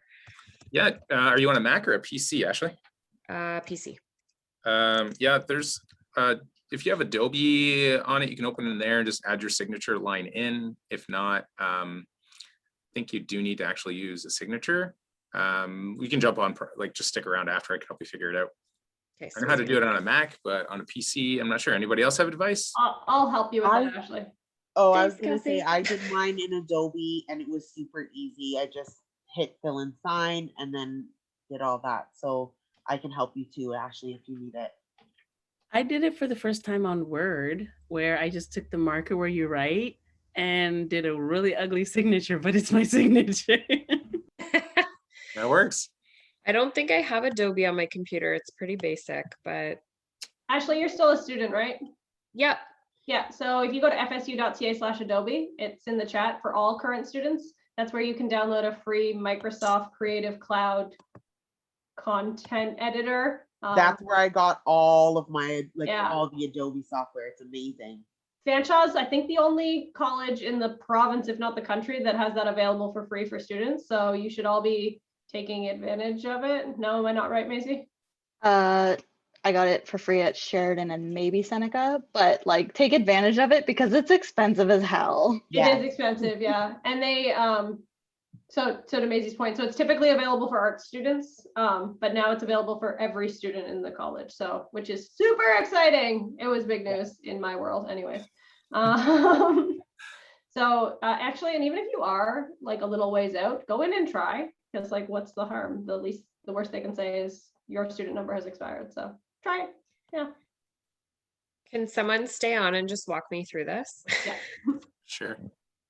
Any non-technical related questions or other technical related questions that are not to do with signing? I wanted to chat with you and Dave for a minute if you have some time. Yeah, stay on if you have a question. All right. Fly. Off you go. Enjoy your weekends. We will see you Tuesday. Have a great weekend, everybody. Sunshine. Remember sunscreen. See you all Tuesday. Weekend, everyone. Oh, we didn't do our picture. Oh, we didn't. Oh, we'll do it on the first. We'll do a 2 and a 3 next time. That'll be good.